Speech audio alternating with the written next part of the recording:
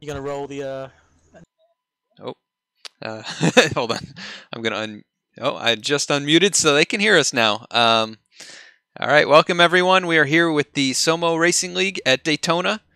We're here tonight with the Capital Auto and Service Truck Series. I'm here in the booth, Adam Baker, with Wingnut. Wingnut, how are you doing tonight? G'day there, mate. I'm doing pretty good, but it's getting a bit warm here. Yeah, I can imagine.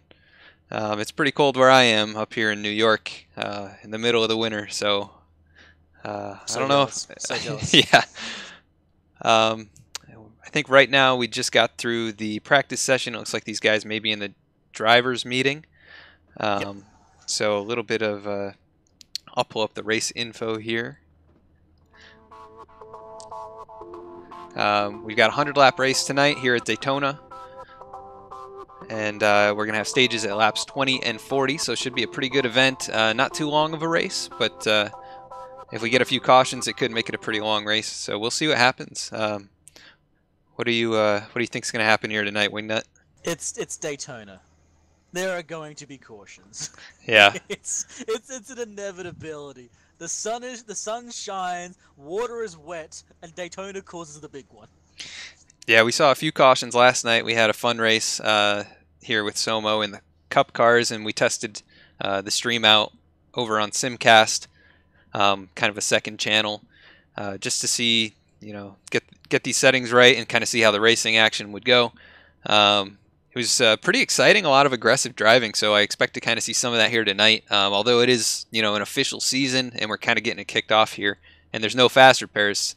Some people might hold back a little bit, but I think we're going to have some aggressive drivers out there. There may be some strategy going on, so we'll try and survive to the last stage and go for broke from there. But these people always race really hard, so I'm expecting just absolute bloodbath.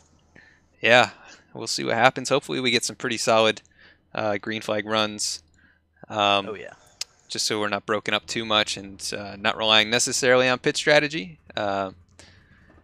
So yeah, we'll see what happens here. I'm expecting a pretty solid race. These guys, run a great league and are a good group of drivers. So hopefully they can kind of bide their time and race clean. And there's so many names I recognize. Yeah, it's just awesome. Yeah, we've got forward to this. A nice long field here tonight. Looks like we've got 25 drivers in the server. A few of these guys may have temporarily left but are coming back. So should be a pretty good sized field for this race. There's a few newbies as well. You got the little asterisk next one for being new? Yeah, we've got, let's see. I think we've got four new guys. Yep. Cool. Jason Yep, Jason. Charles Idell, Rick Christensen, and Timothy Zayas. Great. Yeah. Gotta say the names so I don't get them wrong. Yeah. So that's really good to see some new guys out here. Trying to put an impact here on the league in this first race of the season. So we'll see how they do. I think for right now, while they're in their drivers meeting, we're going to run the national anthem and come back and hopefully catch these guys going out for qualifying laps. We are in the land of the free because of the brave. And so we ask by your grace that you bring them home soon and safe. In the name of Jesus, I pray. Amen.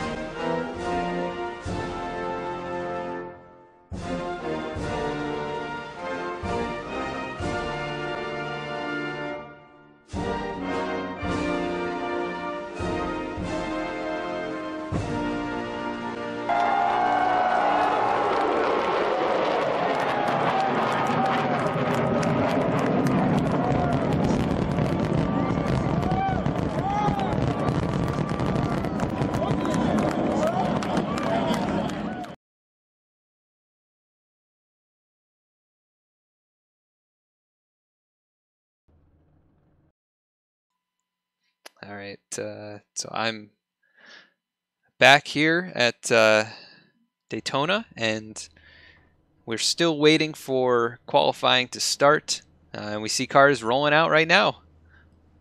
Unfortunately, they're still doing practice. We are a little Oh yeah, we are late. still in practice.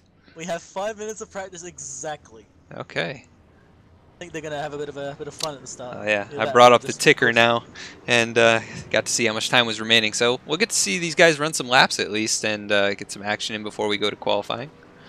Yeah, the funny thing is, like, qualifying in this almost doesn't matter. It Yeah. almost doesn't matter. Like, starting at the front's gonna help for sure, but I mean, like, it's Daytona, it's Draft Fest. You can work your way from the back all the way to the front if you get lucky. As long as you don't lose that draft, otherwise Yeah. you're just stuck alone. Yeah, these cars in the new draft package actually work pretty well together.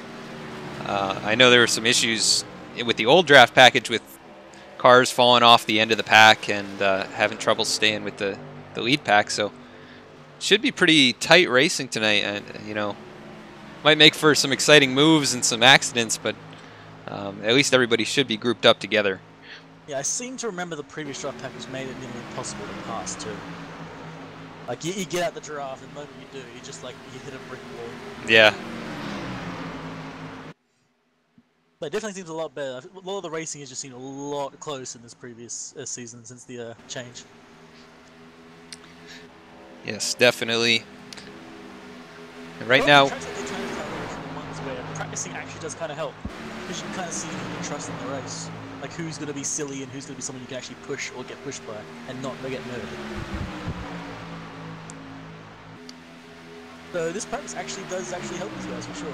yeah, definitely. I expect some pretty tight racing, and last night even we saw some like two-car tandem things at different points in the race, so we may see some of that tonight. I don't expect a ton of that, but definitely through pit cycles and things. Well, I don't know. We'll see what happens. There's a lot of guys in separate channels right now, like 2 main channels. So there may be a lot of team fighting going on. Or Yeah. none at all. It might just be a coincidence. Yeah. Maybe I'm reading into it. Yeah, we'll see. There's definitely going to be some pit strategy at different points. And with the stages being at 20 and 40, I don't think they'll have to pit in those first 2 stages unless there are cautions. But that last 60-lap run, I expect there to be some type of strategy that happens that groups those guys up or splits them apart. Yeah, there's going to be some planning for that one for sure. Yeah. And we're going to take... I don't know how long food can last. Yeah, definitely. We're going to take a look at the weather right now. Not that it's going to matter a whole lot for this specific track, but conditions are partly cloudy. I believe this is an afternoon session, so we won't see much of the day-to-night transition, but we might catch a little bit of the sunset towards the end of this race. Air temperature 76 degrees Fahrenheit, and track temp really hot 112 degrees Fahrenheit, so it might be pretty slick down towards the apron, like even more so than usual, and coming through the tri-oval. So those guys are going to have to... Might make bumping a little slick and a little scary at times. Yeah. There will be... Obviously, there's no bump drafting on corners as it is, but this is an extra no-no. Yeah. Don't do it in this spot. The car will never recover. Yeah, 112 degrees is definitely hot for track temp, so these guys will have to be careful. Well, as I slightly said, you did use my abbreviated version of what the weather is like. It's a temperature on a track. You don't care. It's a draft track. Yeah. It doesn't matter too much, but Yep. it still makes things a little interesting.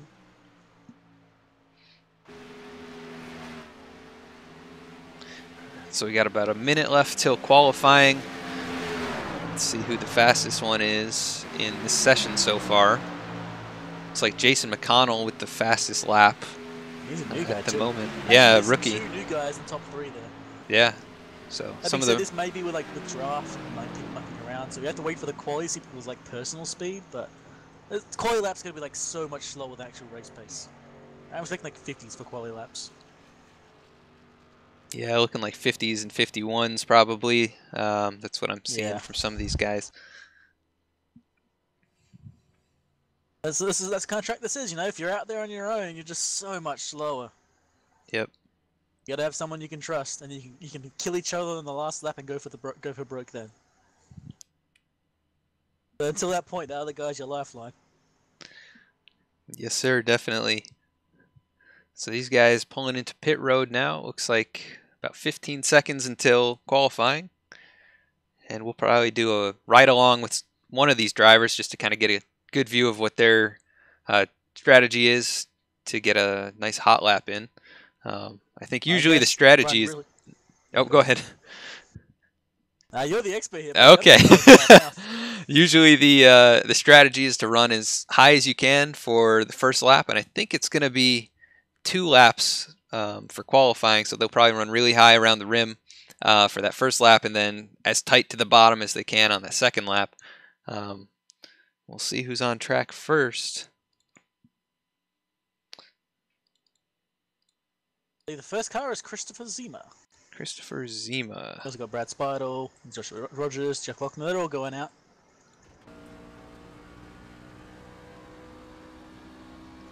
We're going to bring up the qualifying stats there, so we'll see who goes to the top of the board first and who's able to hold on to it. So it's good to see Brad Speidel in this series as well, man. He's always good to watch in the other ones, in DRL and in SOMO's Xfinity. He's always near the front somewhere. He's never quite at the front. He never gets to the luck for that, but he's always somewhere in like the top 10 fighting someone. Yeah. So we are riding along with Brad Speidel right now, who's a rookie to the Truck Series, and like you just mentioned, regular over in the it's Die Hard Racing League, correct? And the Yes. Xfinity Series over here, he's run a few races and definitely shown some speed. Yeah, he's always good to watch for sure. Yeah. Yep, it looks like absolutely everyone is running the full-on last line on the first lap to try and get speed up for it.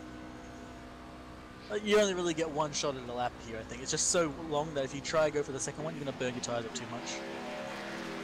Yeah, I think they're just trying to build as much momentum as they can running that high line, and it's the longest way around. You're going to run the high line. Yep. You burn more fuel, and you gain as much momentum out of the turns as you can, and the inside line's just the shortest route. So once you've built up all that speed, it's just get there as quick as you can. Go, go, go. Yep. Yeah. Looks like pretty much everyone's currently out doing laps. We're going to be waiting a little while until we get the first actual time because, my god, this track is so long. Yeah, I think Speidel is about to come across the line, so he may be one of the first ones to put a time in. He should be. Oh, there it is. Yep, 51.9. Wow. 2 exact times in the first 2 times. We've got Mike Grandy coming out in the first there. Oh, yeah, Mike second Grandy. And third, it's the exact same time. Which is hilarious. So Mike Grandy at the top of the board right now. We'll see if running a faster lap on his first lap actually hurts him on his second lap. Because sometimes that's what happens. You run just a little bit too fast and too low on that first lap. Yeah. That's the thing, like you get one shot at a real lap here because it's so long. If you mess one lap up, your tires will be just too toast by the next one. Yeah. You either sacrifice the first lap or the second lap. You take your pick and make use of it. And we see Paul coming into first. Oh, wow. Yeah, very good lap there. Yeah, absolutely blows everyone else out the park. He was 2/10 faster than pretty much everyone else so far. But people are still going. And some very fast guys who haven't done a quality lap yet. And yeah, bam, Larry Holloway. And even faster, wow, 51 flat for Brad Speidel. Nice. Yeah, great lap there by those guys. Oh, Aaron Schaefer. Oh, Jeff Sharp to the top of the board. He's very sharp. Sorry, I had to. I'm sorry. I couldn't resist. He's definitely on top of his game tonight. Oh, yeah. Larry Holloway. That's where you want to be at Daytona, man. Like, it doesn't help too much. Like, you're not gonna win the race off of that, but man, it takes a lot if you're back at the start. Yeah, and you can always get bonus points early, by leading some laps. So that's good when you're running for a championship. And I'm sure Jeff Sharp's going to be out here. I think he's going to run the full schedule. So any bonus points you can get at any point during the season definitely help. Oh, wow. Wow, never mind. Michael E. Campbell just comes in like a bat out of hell. A great lap there. Just finding more and more. Like, they're beating each other by like hundredths of a second. Trying to see who hasn't run a second lap. It looks like Seth Hatchell is on his second lap right now. Yep. First lap being a 52 flat, so not a great first lap, but that might be an indicator of a pretty fast second lap. Yeah, I think that was like the pretty fast first lap compared to everybody else, so he might be on a run here. Yeah. Some other fast guys have not come out yet. Shay, Jay, some other guys just haven't popped out yet. Yeah, So a lot of I'm these still expecting guys. some monster laps. Yeah, I think a lot of these guys may start from the back. We've got a pretty long qualifying session. It looks like 15 minutes, which is Yeah. unusual for this series. We usually run 5-minute qualifying sessions. It's enough time to do your taxes, mate. Yeah. Then go do a few laps. Seth Hatchell jumps up to 3rd after his 2nd lap, so good job there by Seth. Yep, some good pace from him. Trying to see if Looks anybody like, else. Timothy Zayas is now leaving the pits, going for his first lap. Same, Mark Haynes is still sitting in the pits. Yep, looks like Timothy Zayas is the only one I'm seeing at the moment. I think the rest of the guys may choose to start from the back, so after he gets his lap in, we might run to commercial break until we get back to, within a few minutes of the race starting. And we can go through the grid at that point, but I think it's going to be quite a bit of cars sitting on pit road, so we don't want to have to show that necessarily. Will say, like the two guys I just said, Jay Felton and Shea Parr, they generally don't really start at the back, so I'm expecting big things just to suddenly pop out of them in like the last 5 minutes. Oh, it looks like they advanced the session, so... Oh, okay. Now we're all surprised. Yeah, Michael Campbell comes away with the pole, so great job there by him. We're going to run the grid right now. I can go through the top 10, and if you want to take the next 10 after that, Wingnut. Take the rest, no worries, mate. Okay, cool. So starting on the pole is Michael Campbell, a rookie here, so congrats to Michael for running that great lap. Jeff Sharp's going to start 2nd. 3rd's going to be Seth Hatchell. 4th is going to be Brad Speidel. Tom Clayton's going to start 5th. Christopher Zima 6th. Aaron Schaefer 7th. And Mike Grandy 8th. Ryan Gemmel's going to run out 9th. And Justin Rogers going to round out the top 10. And we got Charles Adele, a rookie, in 11th, as well as Chad Hirth, another rookie, in 12th. And we got Brad Thornhill, 13th, also rookie, so there's 3 rookies in a row. We got Ron Hollerfield, 14th, and then Larry Holloway, 15th. Then we got Paul Zoda in 16th, and Jeff Glockner in 17th.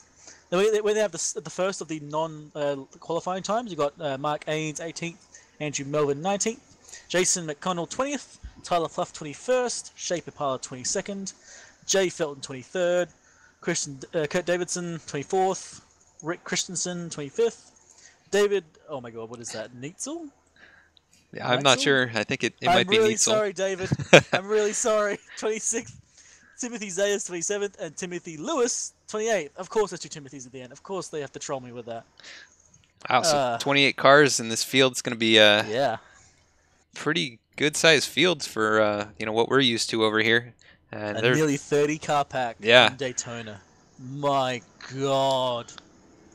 And I don't know if it's just me, but did it get darker out there on the track for you? Yes, it did. Okay. It got really dark. I think because we pick afternoon, we actually will be seeing a lot of the day-night cycle shift. Yeah, I think probably the best one to see the change. It's going to be at nighttime at the end of the race. Yeah. Like, there's already a golden glow in the sky. Look at that. The sun's gone over the horizon for sure. Wow, so the new update with the day-to-night transitions, I wonder if practice sessions happen kind of like earlier in the day and then qualifying, and then once you get to the race session, it's actually advanced. So that's pretty cool. I do believe so.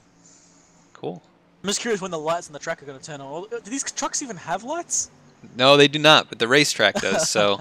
Let's hope they turn on at some point, otherwise these guys going to be racing fully blind. Yeah, no, these guys have stickers up front, so that's not going to help them out. Like, I will say, while it would be amusing to see them play, like, just lost in the dark racing, I don't think we want to see that. Might not go well for the guys. Alright, so they're coming down the backstretch. They'll be taking the green this time for the first time this season for the Capital Auto Repair and Service Truck Series. We want to thank Capital Auto Repair and Service for coming on board and sponsoring this series. We look forward to bringing you the full season over here on SR Broadcasting, and hopefully some great races down the stretch here. Yeah, we're going to see who tries to make a move. I think it's just going to be everyone holding on to their position at the start. We're going to see if they're going to fold into one line or going to keep double file. I think some people might choose to drop down as early as they can. Wingnut, you want to get them going here? Yeah, wait, and off they go green. Perfect. Looks, sorry, I like should have told you a little earlier, but we got somebody checked up already. Yep, outside line did well for a while, but Jeff Sharp starting to fall back. Looks like the inside line with Michael Campbell and Seth Hatchell. Seth Hatchell starting to push Campbell already. That outside line near about 6th or 7th just started to just rapidly die and almost had an incident. We got, yeah, Seth Hatchell right on the rear of Michael Campbell, just pushing him out the first already.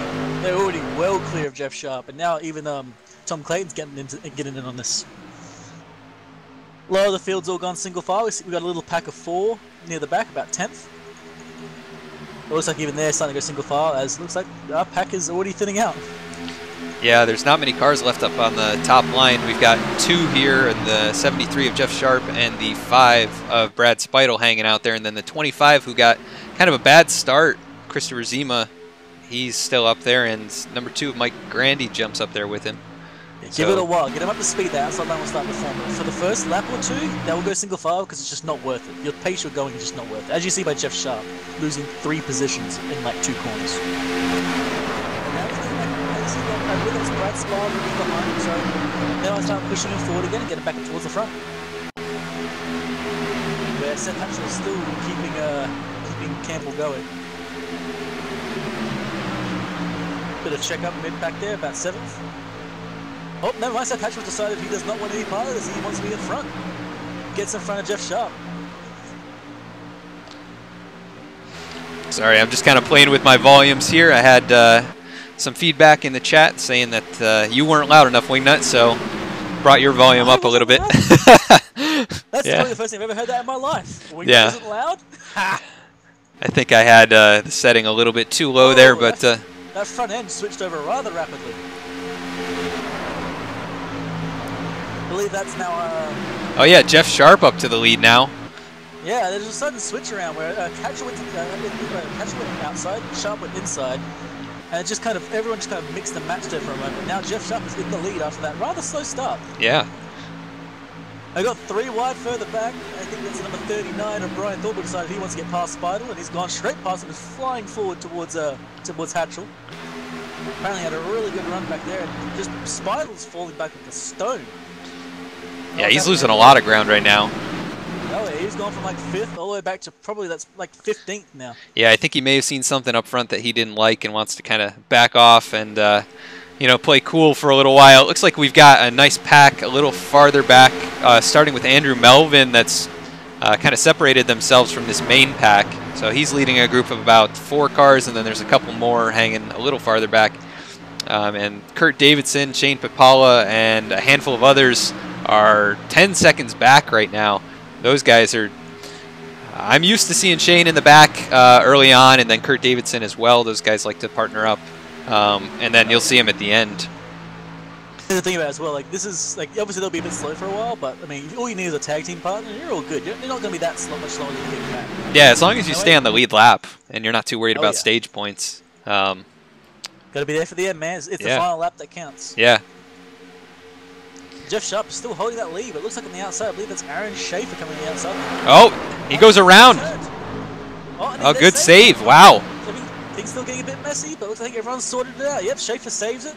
Yep, the 92's lost a lot of ground. He's down in the grass still, and we see a few cars coming by. Campbell, our pole sitter, is now just out of it. He's rolling to the pits, I think. I think his engine's gone. Yeah, I'm not sure. No, It didn't. Yeah, it sounded like he stalled it or something. I'm going to jump back a few seconds here and see what happened. Yep, he's still got engine power, so I guess he just, I don't know, maybe feel like he's done. Oh yeah, it looked like Michael might have just drifted up a little bit and ran into the 29 and knocked them both to the apron, and he kind of backed out of it and waited till that pack got by, and came back up into line. And he's a long ways back. Yeah, as long as he stays in the lead lap, it's not going to hurt him too bad, but that's going to suck. And we got Jeff Sharp with Randy behind, giving him a shove, almost on the corner there. I mean, that takes a braver man than me to do, but damn. Yeah, we've got quite a smaller pack now. This is 7 cars, and then we've got another small pack, about 7 cars, a second back from this lead pack.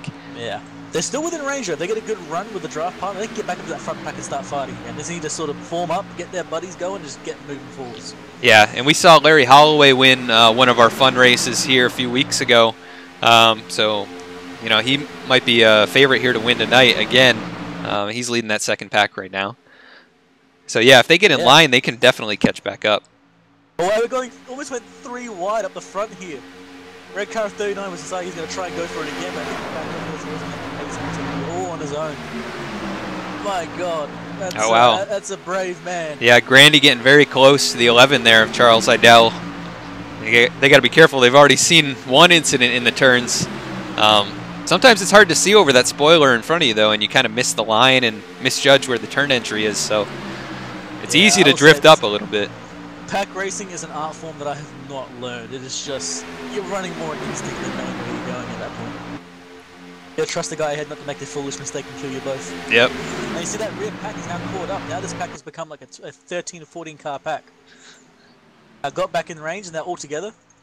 Yep, Brad Speidel currently the last one in that pack in 13th, and Justin Rogers is the next car back, and he's all by himself, almost 8 seconds back. Front. Bam! Oh, and I missed it. I switched back. Wow, oh yeah, the 11 car, 11 truck is around. So that's going to bring out our first caution on lap 8.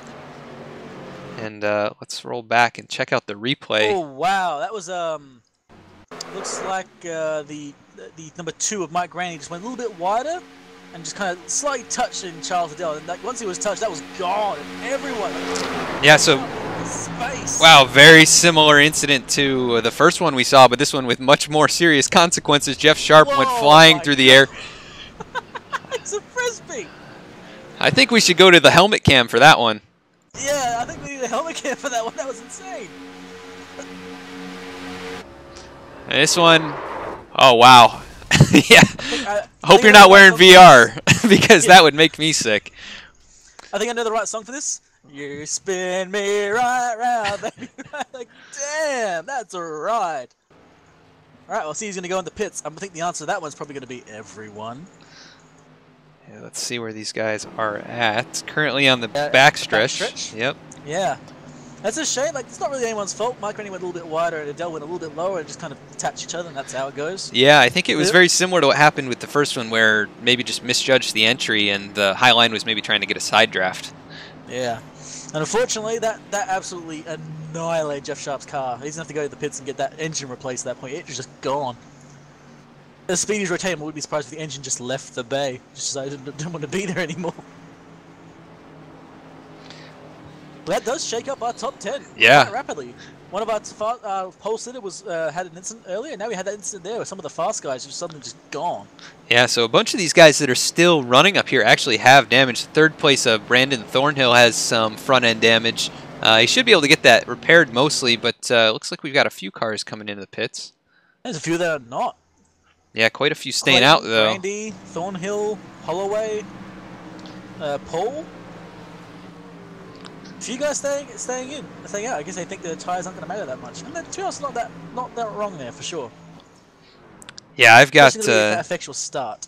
Yeah, I've got a suspicion that those guys are just trying to get some stage points, and I think the fuel mileage should take them pretty much at least halfway through the second stage. So maybe they're just going to try and pit during that stage, and they've got their own strategy to try and keep track position at the end of the 2 stages. But we see, I think Seth Hatchell rolls out first. Ryan Gemmel comes out second. Third is Brad Neitzel. And all the others coming out after him. My pit timer is not working right now, so we won't be able to see the times. But probably some mixed strategies there, 2 tires and 4 tires. Also, the interesting thing is there are so many guys that did not pit, so they've all obviously got worse tires. The problem obviously is on the old tires, you're going to have a really bad start because you're just going to be able to get your foot down as well. But there's so many of them, they're just going to roadblock everyone. Right. Like, the faster guys at the back will not be able to get past. So this was actually the better call, I think, for these guys up front because there's just so many of them there. The fast guys have no chance. Yeah, I'm not sure. Race, but 10 laps to stage. Yeah, I'm not sure the tires will make too much of a difference either. Let me check the weather. It might have actually changed. Yeah, air temperature is down 4 degrees, but track temp is way down to 20-degree difference in Celsius. Yeah. Yeah, so that's huge. Whatever that is in Fahrenheit, that's a massive difference. That's like halved. Yeah, it goes from I think it was 112 down to 73 degrees. So that'll definitely help with tire wear and. It'll help with bump drafting. And we see Justin Rogers coming down pit road now, and a few others. The 25 of Christopher Zima on his way in, and David Neitzel as well. So a couple of those guys that stayed out or were some of the first out of pit road, choosing to bring it down late. Yeah, the new tires gonna make that much difference at all. It's just more of on the start. The older tires will give you a bit of a rougher start. Right. But beyond that, it's not gonna make a difference, mate. This is all about the bump draft, baby. Those pieces of rubber holding you to the road are just there. They don't really exist. And we are going to jump to a quick commercial and be right back before these guys go green. I love brewing beer because it's a mix of art, science, and engineering. And you get to play with the different ingredients to make the beer that you want to drink. Some of the beers we make, Pruner's Pale Ale, Raspberry Blonde, Blackberry Wheat, the Farmer's Breakfast Stout, Backyard Hops Fresh Hop IPA. We make a Christmas beer that has juniper and spruce in it. All of my friends and family that tried my beer thought it was great. They cheered me on, and I kept trying new things and making bigger and better beers. But I also won a couple of contests. Pretty proud of those. It's a tough thing to do, to win a homebrew contest. The competition is quite fierce. People are really looking for experiences when they want to connect with the person who made it, and hear the story of where the ingredients came from and why they made the beer the way they did. Kent Farms was founded in 1939 by Edward Kent, my great-grandfather. Since then, we've started doing Christmas trees, pumpkins, and hay rides, and a fall festival, and we now have an ATV park with 70 miles of trails. We're thinking we're going to be like an outdoor brewery destination where people can hang out in the yard, because we'll have lots of wide open space, and take in the views of the hillsides and the trees. We've raised enough money to renovate our building and build the tap room, but what we really need is the brewing equipment to make enough beer for people when they come to Kent Beer Company. We're hoping to be done with construction in February and get our equipment ordered and be open by summer of 2019. In an impersonal world, it's a personal product that you can connect with.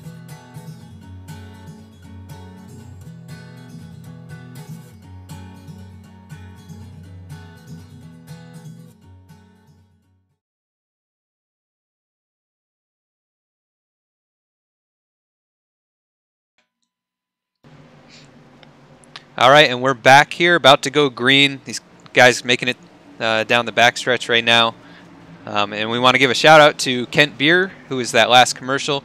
Those guys have an ad or a Kickstarter going right now for their beer brewery, and they're pretty much 80% funded right now. We've got about a month left with that campaign.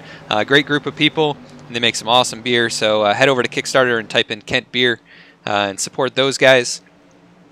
These guys making their way now out of turn 4, about to take the green. That incident has changed everything up. Yeah, it's really mixed up this field. We're back green now. Mike Grandy gets him going. Grandy gets a really good run there, actually. I was going to say the outside line got a pretty good run, but no, Grandy's off like a rocket. That being said, the car behind him, I think Timothy Zaya said that? No, so it's not. It's Brandon Thornbill just did not move. Yeah, so there's a big gap now between those first 3 cars, and it looks like we've got some guys stacking up. The 39 maybe has some damage. Yeah, he's got some damage on the front. He's just getting trained. He almost had an incident with Paul, almost had an incident with Brad Spall. He's fallen way back like a stone through the field. Up front, the draft is already being formed. We've already got, I believe that's Larry Holloway. Let me just double check. Yes, that is Larry Holloway, bump drafting Mike Grandy to victory. Yeah, so Grandy with 5 laps led right now. He took the lead, I think, after that incident, and he's holding on to it. He led all those caution laps, so we'll see if he can keep it out front for a while. This first lap or two after these cautions, everyone's have to get back to speed, so you can see everyone go single file, but they ain't going to stay there for long. Tempers flare and things start getting crazy real quick. Wow, this pack is really spread out now. We've got, what is that, about 8 cars at the front. Actually, yeah, 9 cars within a second and a half, and then it's 3 seconds back to Chad Heath, who's kind of all by himself. And then we've got another pack of, wow, it looks like about 10 more cars all kind of grouped together. I'm not sure if those guys are just hanging back waiting for the end of the stage, but... We'll say the outside line is starting to form. Jeff Gluckner and Paul Zoda going to the outside, so it looks like they're going to try and form that outside line. Yeah, it doesn't surprise me. the stone of the 39 just slowed everyone down so much that the pack just got split pretty hard. Yeah. The outside line's forming up more. We've now got 3 cars on the outside line. Yeah, Tom Clayton leading the outside line. Paul Zota is a great pusher here. I've had him push me many times at this track on that outside line up to the front. So good group of drivers up on the outside making their way towards the front. Hopefully he remembers the golden rule being the 3rd car, don't push the pusher. Yeah. Yeah, things can get messy really fast. But these guys right now going for stage points, and we're 5 laps away from the first stage. Oh, yeah. It looks like Holloway's hitching his ride to Mike Green, just not letting go. Just pushing them all the way to victory. The outside line's trying. They're getting some pace going, but it's not quite enough to keep up as this inside line is just going off like a rocket ship. Yeah, they've got more trucks right now on the inside, and Paul looks like he's diving back to the inside now. I guess he knows it's not worth the effort at this point. Maybe just going to ride in line until the end of the stage. And you know, he might get past these guys, get in front of them, and start that outside line up again. Just at the moment, it's not working for them, so he's decided it's just you know, not needing to beat a dead horse here. Yep. So now that he's done that, outside line is suddenly actually going faster. Yeah. I don't know how that makes sense if you've got less cars drafting you, but they've now actually gotten past the what was that, the 0 car? No, the 1-0 car. Yeah, the 10 car there of Timothy Zayas. Yeah, they got past him finally, so they might actually start going now. And we saw we saw the second pack actually starting to gain time too, but they've lost a few more tenths of a second, so I don't think they're going to have any time to get there. They're quite a ways back. It was, as we see, a slow car down on the inside. That's the 39 actually taking it to pit road. Yeah, that front damage is just too slow for him. As you saw in that restart, he just got annihilated. He's got pretty bad front right damage and also some aerodynamics damage, probably what's killing him. Yeah. Any damage here on the front end is really going to cause issues, especially on the restarts. Getting up to speed is very difficult. Yeah, but that pack is starting to form. The outside line's starting to come together. They've got 3 cars now. We've got the Ron Holloway behind, Jeff Glockner as well. Then we've got, I believe that's Tom Clayton outside. He's going to get a shot from Glockner. They actually is giving him the speed now. They're now alongside the car in 2nd place. So they've got 3 laps to get up to front and get that stage win. Yep, right now on lap 17 out of 100. Still a ways to go, but only 3 laps to that next stage. Tom Clayton making his way forward. He's right now side by side with Larry Holloway and trying to get up to the fender of Mike Grandy. He's about to get a shot from Glockner again. Yeah, nice push there. Before the corner. Like that takes balls of steel, so you got to do it. But man, just before the corner, that's just a scary thought, you know. Yeah, and I saw. It looks like Jeff Glockner fell quite a ways off, maybe knowing that they were that close to the corner, and gave him the push, and then said, "Hey, I'm going to lay back a little bit." But it looks like that's going to cost Clayton some time, and he's going to lose a little bit of ground going into turn 3. Everything they gained there, they just lost in one hit because unfortunately Glockner just fell too far back. Yeah, and then he gave him the shot and just left him. Ron Hollowfield kind of lost touch with that pack, and he's at the back now. He may lose complete and total draft help with falling back that far. Yeah, I think from what I'm seeing, unless I'm misreading, I think Holloway might start looking to take the outside line and go for the stage win himself. He's starting to stick his nose out a little bit just to see what happens. So yeah, he's peeking a little bit. He might decide to snap it in the last lap and try and get that first place. Like I say, he needs to pick now or later because it looks like the outside line's going to start coming up to him again. Clayton is catching up. He's about to get another quick shot from Glockner. Glockner's going to hold it there. Yeah, so we're actually coming to the end of the stage here, lap 19 of 100. And doesn't look like the start of the lap, not in the end. So it's the start of lap 20. Yeah, so once they get to the line, looks like Holloway is going to stay in line and just take 2nd place, and Mike Grandy's going to be your first stage winner. Yep. So the caution comes out. It's a long-term cunning plan, you know. Yeah. I'm going to be friendly with you the first 2 stages. Or the final part, I'm going to take you for myself and get first place. So those top 9 there in that pack are going to get the top 9 stage positions, and then Tyler Pluff, the leader of the 2nd pack, rounds out the top 10. But we'll quickly run through the stage results. Mike Grandy coming away the winner of that first stage. So congrats to Mike on getting those points. Larry Holloway 2nd, Timothy Zayas 3rd, Tom Clayton 4th, Brad Speitel 5th, Jeff Glockner 6th, Paul Zota 7th, Rick Christensen 8th, Ron Hollowfield 9th, and Tyler Pluff, as I mentioned, the first car in that 2nd pack coming home 10th in the stage. Yep, so definitely some people that managed to move up pretty well there too. And right now, I gotta say, Sparta was in his natural position, 5th. That's where he almost always inevitably is. it matches But his here's not a number. bad place to be. Yeah. Exactly, it's his number and it's his position, man. It's pretty much always where he is. Round number position 5. Yeah, and if you average 5th position, that's pretty good. So if he can stick around there in this race and every other race this year, he's got a good chance of making it pretty far in the championship. So. And considering where we are, man, this is Daytona. You don't have to be at the front at the start. Yeah. Being at 5th is not bad for like stage 1 and 2. Gives you you're in the right spot to really strike when it's time. You strike when the nail is hot, but not be right at the front. Yep. Be constantly under pressure. Yep. So we got the race summary up right now, brought to you by SR Broadcasting. Laps remaining, we've got 80 to go. We just had the first stage caution of the night. 3 total lead changes so far. Mike Grandy's got the most laps led at the moment with 13 out of the 20. We've had 2 cautions, one for an incident and then one for the stage. So hopefully those cautions, kind of reduce in pace because we don't want to have one every 10 laps for the rest of the race. It might be a long race if that's the case, It might be a little while. Yeah. And so we'll see if anybody comes down pit road right now. We've got a few cars. Looks like Grandy's going to stay out. My God, he's a madman. And I think those that pitted last time will not pit this time. They will get their position. Yeah, so quite a See few. Yep. Grandy didn't pit the first time, so he has 22 laps on the tires right now. Not sure how far they can go on fuel either. I think it's... I didn't get the word from the admins if it's full fuel or 70% fuel. But I don't think they can go all that far. It's probably 30 laps or so. I'm going to have a look, see if I can figure it out.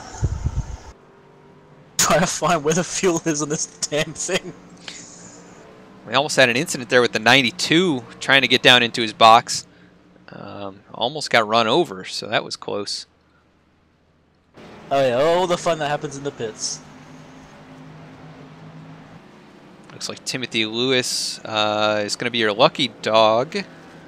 He's 2 laps down at the moment. I think he's getting one of those back right now, so let's see if he can get back on the lead lap.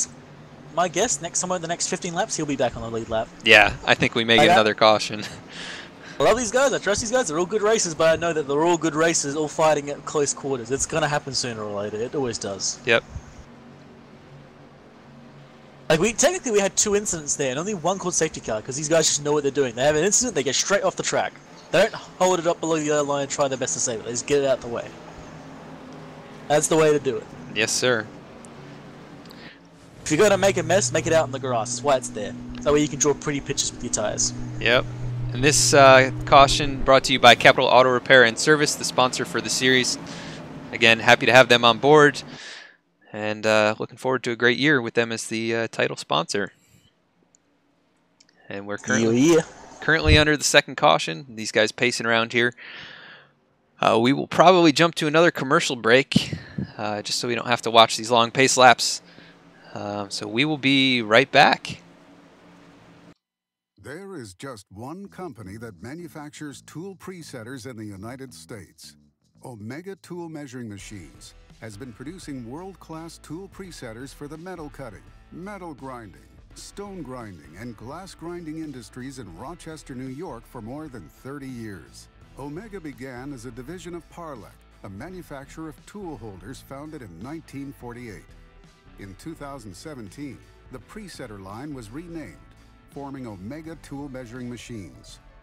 Today, Omega's machines are engineered, manufactured, and assembled in-house right here in the United States to meet the highest precision standards in the industry. Omega presetters are accurate down to the micron, ensuring that our customers are able to machine their products to the exacting specifications that their industries demand, all while saving time by eliminating the need to touch off tools in expensive machining centers. No tool measuring machine on the market is easier to use, and Omega's products are run using intuitive, custom software written by our in-house team. We're proud to say we manufacture everything in the United States. All of our research and development is done within this building. All of our software development, hardware development, We're also proud to say we work with local vendors, suppliers, local foundries. By controlling everything that we do in-house and with local suppliers, our turnaround time could be measured in hours, maybe just a couple of days, not weeks and months. So the culture that we've developed has really helped us to bring together designs, bring together functionality, and bring together equipment and service that to us does set us apart from everybody else. Omega's commitment to customers doesn't end with the sale. We offer technical support for the life of the product, along with available calibration and preventative maintenance programs. Thousands of our presetters are in service today. Omega Tool Measuring Machines, the final word in presetting. Call us or visit omegatmm.com today.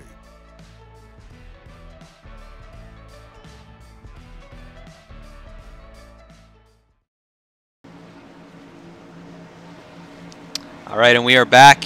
These guys are side by side. Pace car lights are off. We're going to do a quick rundown of the top 10 before they get going. Mike Grandy is still your leader. He's led 16 laps tonight. Tyler Pluff, who finished 10th in the last stage, decided to stay out, and he's up in 2nd. And then we've got Christopher Zima in 3rd, Jay Felton 4th, Andrew Melvin 5th, Mike Eames in 6th, Tom Clayton 7th, Brad Speitel in 8th, and Ryan Gemmel in 9th, and Larry Holloway in 10th. There's a lot of big names up there, and some new ones too. So some heavy hitters near the front. We haven't seen a few of these guys up front yet in this race, and they were kind of running in that second pack or laying off early on. So I gotta mention it. Felton started with no quality lap, and he's now in 4th in 20 laps. Yeah, we saw him. That's just good strategy, good placement, right place, right time. You know. Yeah. I'm gonna let you get him going here. Pace car is about to go in. Yep, we're going to see who gets a good run. That being said, looks like the 25 is really sitting far back there. And they're green. And so far, looks like both front cars got off pretty well. Obviously, the inside line's really going to kill for the first lap. But it looks like Felton got a pretty good run. He's actually going to give Pluff a shunt already. He actually might make the outside line beat the inside line, as the 25 car is just so far back. And he's falling back hard like a rock. Happened again. Yeah, I'm not sure. I saw the 3 car have kind of a poor restart, and Andrew Melvin was able to jump to the outside. I'm not sure if those guys are working together or something, but there was a big gap there for a little while, and now we've got 3 cars stacked up on the outside line there at the front. I was worried there for a minute Melvin was going to try and push the pusher there, but thankfully I think he thought the better of that one. But those cars are just so far clear of the leader now, they're just gone. Yeah, so Tyler Pluff out in front. The 3 of Mike Ames are trying to stick his wagon to this ride, because man, they have gone. Looks like looks like Pluff and Felton have now taken the inside line together, and they're just if they can keep together, they're gone. Though that being said, the draft of the 2 is coming back. Grandy's now coming back like a rocket ship. But unfortunately, it looks like his car on its outside has just got nowhere to go at that pace.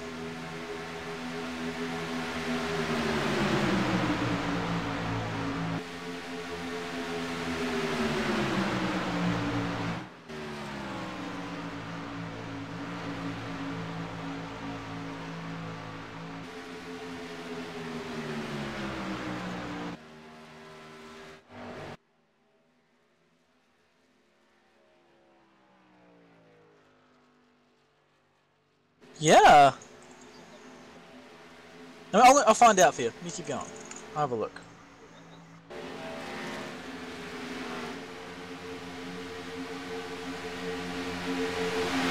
Yes, they both pitted. They were 11th and I believe 9th or 10th, and they both went into the pits on that start or something like that.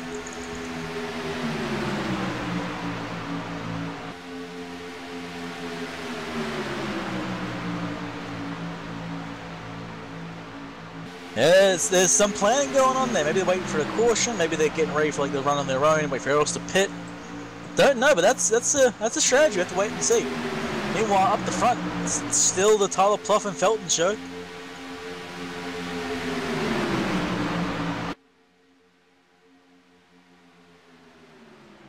Yep, that outside line is starting to get speed now, and they're starting to form up a few more cars. Looks like the first 3 cars on the inside line are doing well, but it looks like the 25 is actually wiggling all over the road, just kind of dropping their pace a little bit. The outside line is definitely forming up some speed, though. If they can keep this going, they may have a run and try and catch up to Pluff and Felton. Yeah, So and you can giving, see in the Pluff a shove again? distance. You can see in the distance Ryan Gemmel and Seth Hatchell. So. Yeah, they are a little slower too, so they might get eaten up. They gotta try and find some more pace and just get going, boys. Yeah, they're gonna have to be careful because if they lose the lead lap, that's definitely not gonna help their strategy. Yeah, that's essentially just sort of race over for them, or at least one of them. Yeah, they may be. They're going what, 295, 297. Meanwhile, the guys behind them 305. They better get moving. Oh, you're looking at kilometers per hour. Yep. Sorry, I'm using kilometers per hour. I'm not using the freedom meters. Yeah, I think that's what it shows on my my scoring sheet here as well. But definitely not up to speed with the lead pack. I mean, 2 cars versus 13 is never going to work out. So they're probably going to get past here and just have to try and hold on to the lead pack and hope something happens and they don't get involved. I think they might have goofed by this plan. I should have pitted a little earlier rather than later. Now, as you see, the pack is now coming straight up to them. They're going to get swallowed whole. I'm not sure if they took 2 tires or 4 tires or what happened, but yeah, it's not going to work out there. I didn't check. I just saw they were pitting. They are 3 wide right now with the lead pack.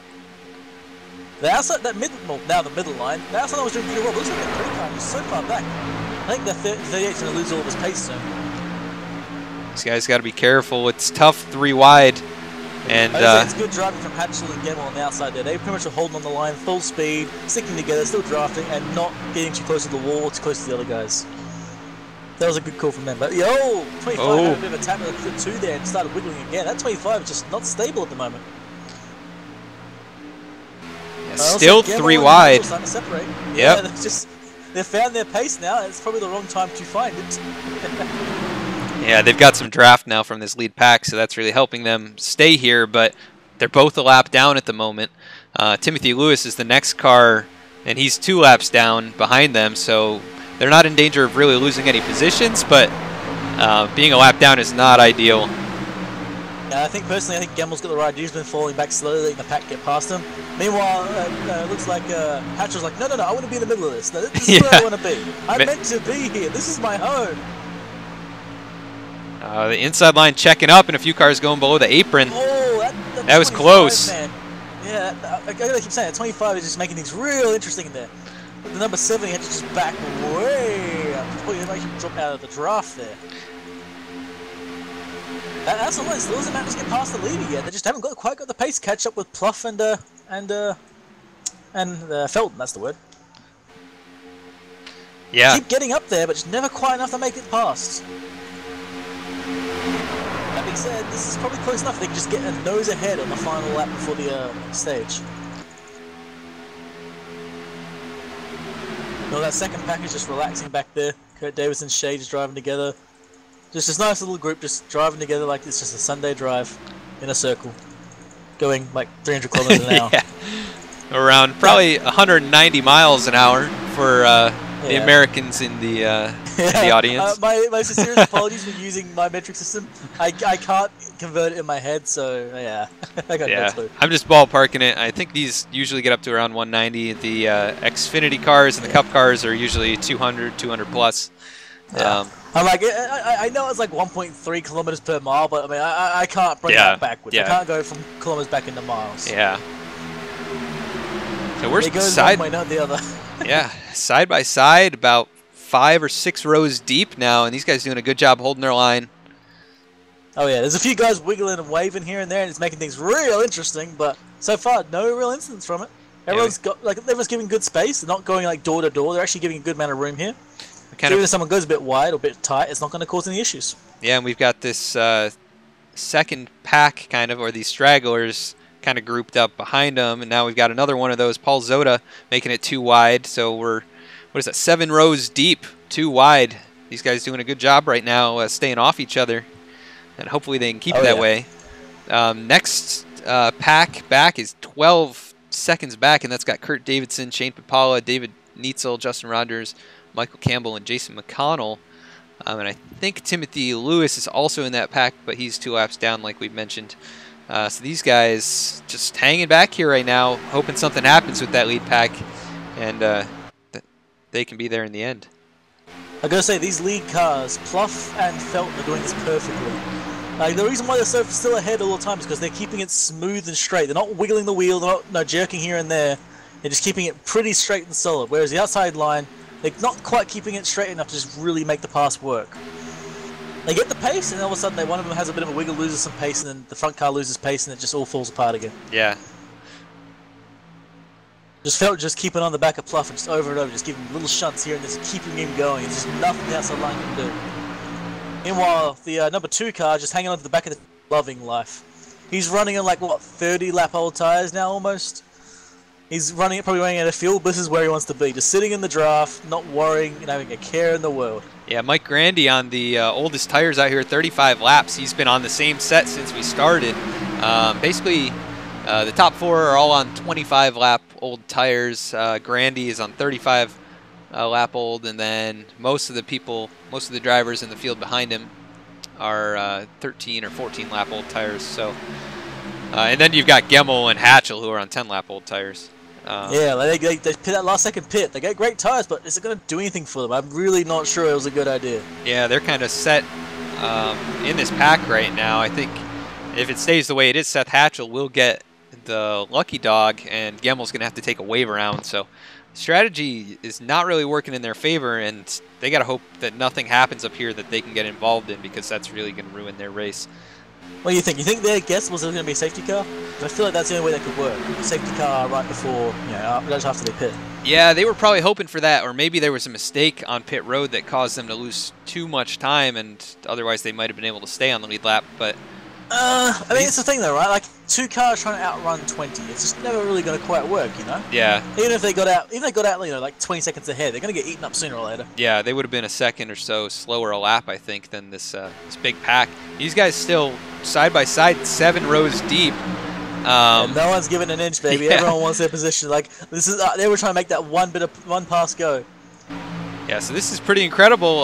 We haven't seen a caution in this stage yet, and we've got 3 laps to go till the stage caution. So, like we said, the outside line's finally got some pace now. Apparently they must have heard me, or maybe they're just trying to trick me. The outside line's starting to go. Andrew Melvin's now side by side with Pluff. Yeah, everybody pretty much directly side by side, and we're coming to 2 laps to go for this stage, and we'll see if anybody decides to make a move, make it 3 wide, and make it interesting. I think they may stay 2 wide, just because we still got a long ways to go. Interestingly, they're starting to get closer too, so they're starting to give less rooms. We may either see a caution, or some side drafting, or just a really close finish here. If that number 3 car can get back to the bumper of Melvin, just give him that good shunt. Yeah, we saw a little. Gonna give him one here. Yep, good push there, and we saw a little gap between the 2 and the 25, which is it may not help the momentum of that bottom line. So, yeah, good run there by Melvin. He's back alongside Tyler Pluff. Is he going to keep it up? This is essentially like a duel of 2 guys each. This is a tag team duel going on here, with just Mike Grandy just loving every moment. Old ties, doesn't care.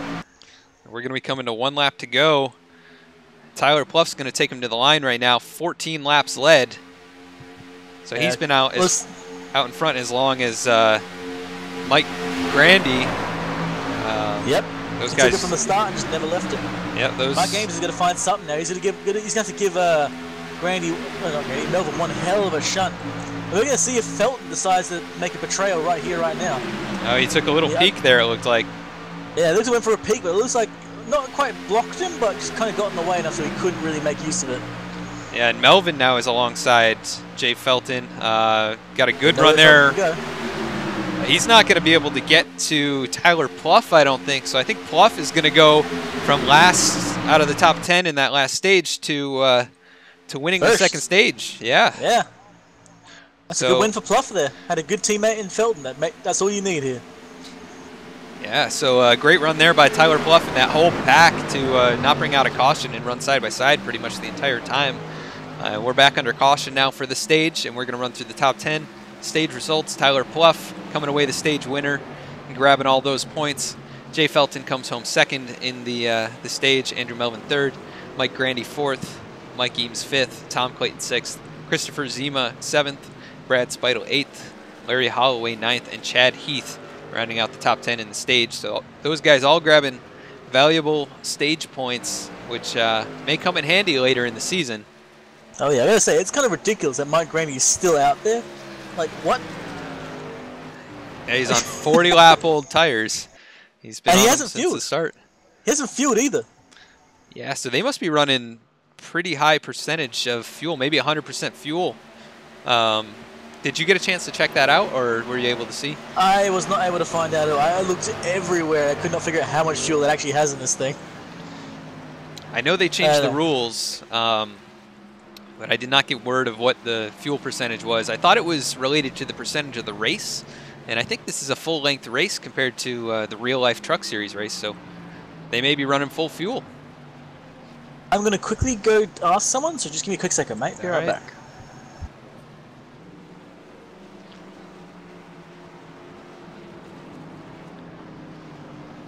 We're going to go through the race summary real quick while he's checking that out. We've got 60 laps remaining. We've had both stages, so we're on the final stage. 4 total lead changes, so not a lot of activity at the very front as far as lead changes. Those that have been able to grab the lead have held on to it. We've got 3 cautions, 2 of them for the stage and the 1 for the early incident. So pretty clean racing overall here. These guys are probably going to come to pit road now. So I found out that is indeed full tanks of fuel. Okay, so they're at least able to go 40 laps with a few caution laps thrown in there. So I don't know why I was, but I was just hoping against like all reason that Mike Grandy was going to stay out. Just like, I don't need fuel. I'm going to get pushed to the win. I'm going to get pushed for 50 laps to the end. Yeah, I was just hoping that was going to be like some crazy thing someone does. Looks like Actually, Seth Hatchell does get his lucky dog, but unfortunately that leaves Ryan Gemmell just out in the dust. Yeah, and I think he's going to stay out and try and get a wave around. It looks like he hasn't pitted. I think Tom Clayton, the first car off of pit road. Yep, I believe so, unless Timothy Lewis? I think Lewis is laps down. Yeah, so it is Tom Clayton. Yeah, he had a 9.2-second stop, so either 2 tires and fuel or just fuel. I think it was probably 2 tires, so good stop there by him. Everybody else took 2 left tires. Okay. So good strategy there. Not 2 right, 2 left. Is that a thing at Daytona? Yeah, I mean, sometimes you can take those. It'll tighten the truck up if you feel like it's getting loose on the old tires. He may take right sides next time, or maybe he took right sides the time before. So maybe just kind of swapping back and forth just to keep the pit stops shorter. And he came out first there. He gets a lot of track position. He's actually going to be the leader. Yep, I would say between him and, who is it, Chad Heath are the big winners here. I think Heath has moved forward at least, what is that, 4 or 5 positions. He was in 10th. He's now going to be in like 5th. Yeah, so that's a good stop there. 10.9 seconds. I think he also took 2 tires. Or his crew pulled out some kind of a miracle stop with 4 tires, but I don't think that's the case. Yeah, maybe he didn't do fuel. Maybe he just did tires. It's possible. I would think he'd want to take fuel with the longest run of the race coming up. But yeah, right sides only for him. He did rights only. That's how he got his position. That's pretty awesome. Yeah, so 2 trucks taking 2 tires on this and everyone else taking 4. Seth Hatchell now bringing it down pit road after getting back on the lead lap. Yep. So everyone's going to have to pit this thing, I'm pretty sure. It's going to have to happen. The question's going to be when. Ryan Gemmell currently clutching it when he can, trying to save as much fuel as possible since he has to take a wave around and can't pit. Out here running the Ollie's Bargain Outlet scheme that we saw John Hunter Nemechek run at Martinsville Speedway earlier this year. Nice paint scheme there, and he's actually a crew member occasionally for Nemco Motorsports. So good to see him supporting those guys in that scheme. And he's just going to try and get the wave round here, as well as Timothy Lewis, who's going to go down to 1 lap down. And Tom Clayton's going to take over the lead with Pluff coming out second on pit road. We're going to take Clayton with that amazing stop managed to get past Pluff now. Yeah, those 2 tires. I don't know where Felton ended up in 10th. Yeah, He was in second. Now he's just all the way back. 20-second stop. So maybe he made a mistake on entering the box. Maybe slid through the box, or I don't know. Maybe accidentally. Go look. Maybe I'm very accidentally curious. checked tires a second time and took an extra set of left sides or right sides. Sometimes that happens.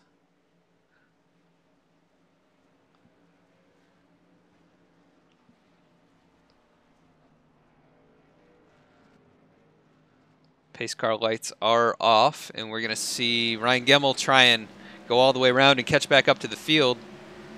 He missed Timothy the Lewis stall. as well. Yeah, that's kind of what I suspected, because that was a really long stop, and we see a few other guys who had long stops. Shane Papala and Michael Campbell. Those guys maybe just trying to stay back for a while. It looks like it was right location and wrong angle.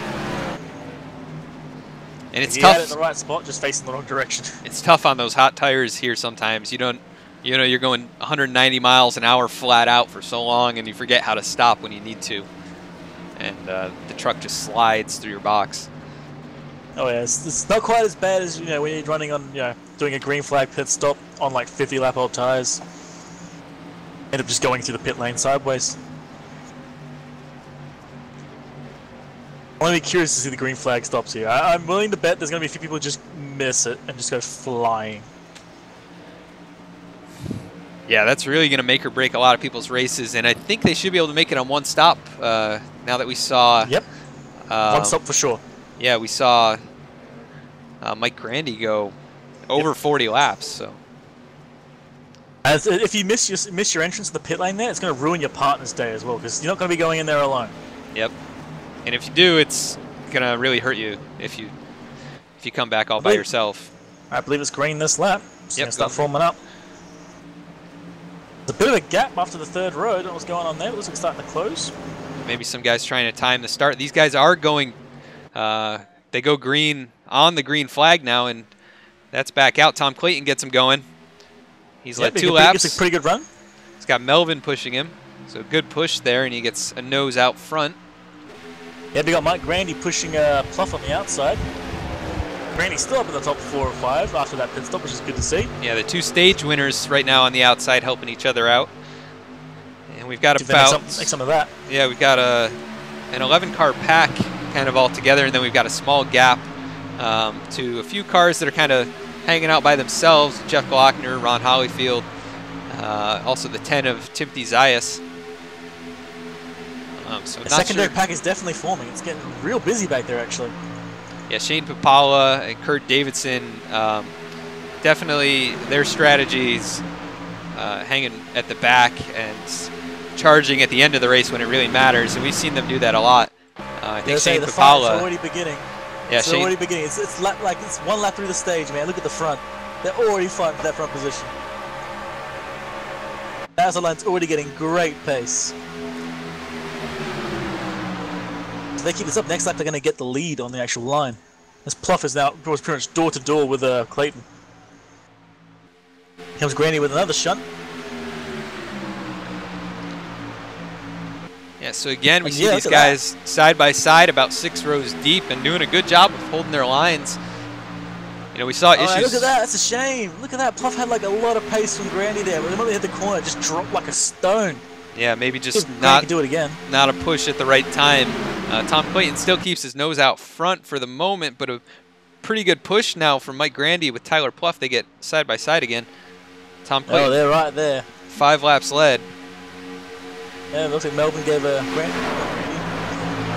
No, Clayton, there's the one. I couldn't find the name. It's like this is the field starting to form up. More cars are getting added. There's a lot of cars still in the draft, so they're all going to get caught back up. All the way back to Michael E. Campbell's going to get back in it. No, sorry, even Seth Hatchell. They're all within draft of each other, so they can all catch up to that front pack. So I'm willing to bet we're going to see one gigantic pack. Followed by the big one, of course. Yeah. Yeah, once everybody gets together, it starts to get pretty crazy. We've got, what is that, about 15 cars? Yeah, something like that in that lead pack. And then, I don't know, what is that? 18 cars. Yeah, 15 cars or so in the lead pack. And then we've got a nice line of cars from 16th or so on back. Just kind of running it out right now.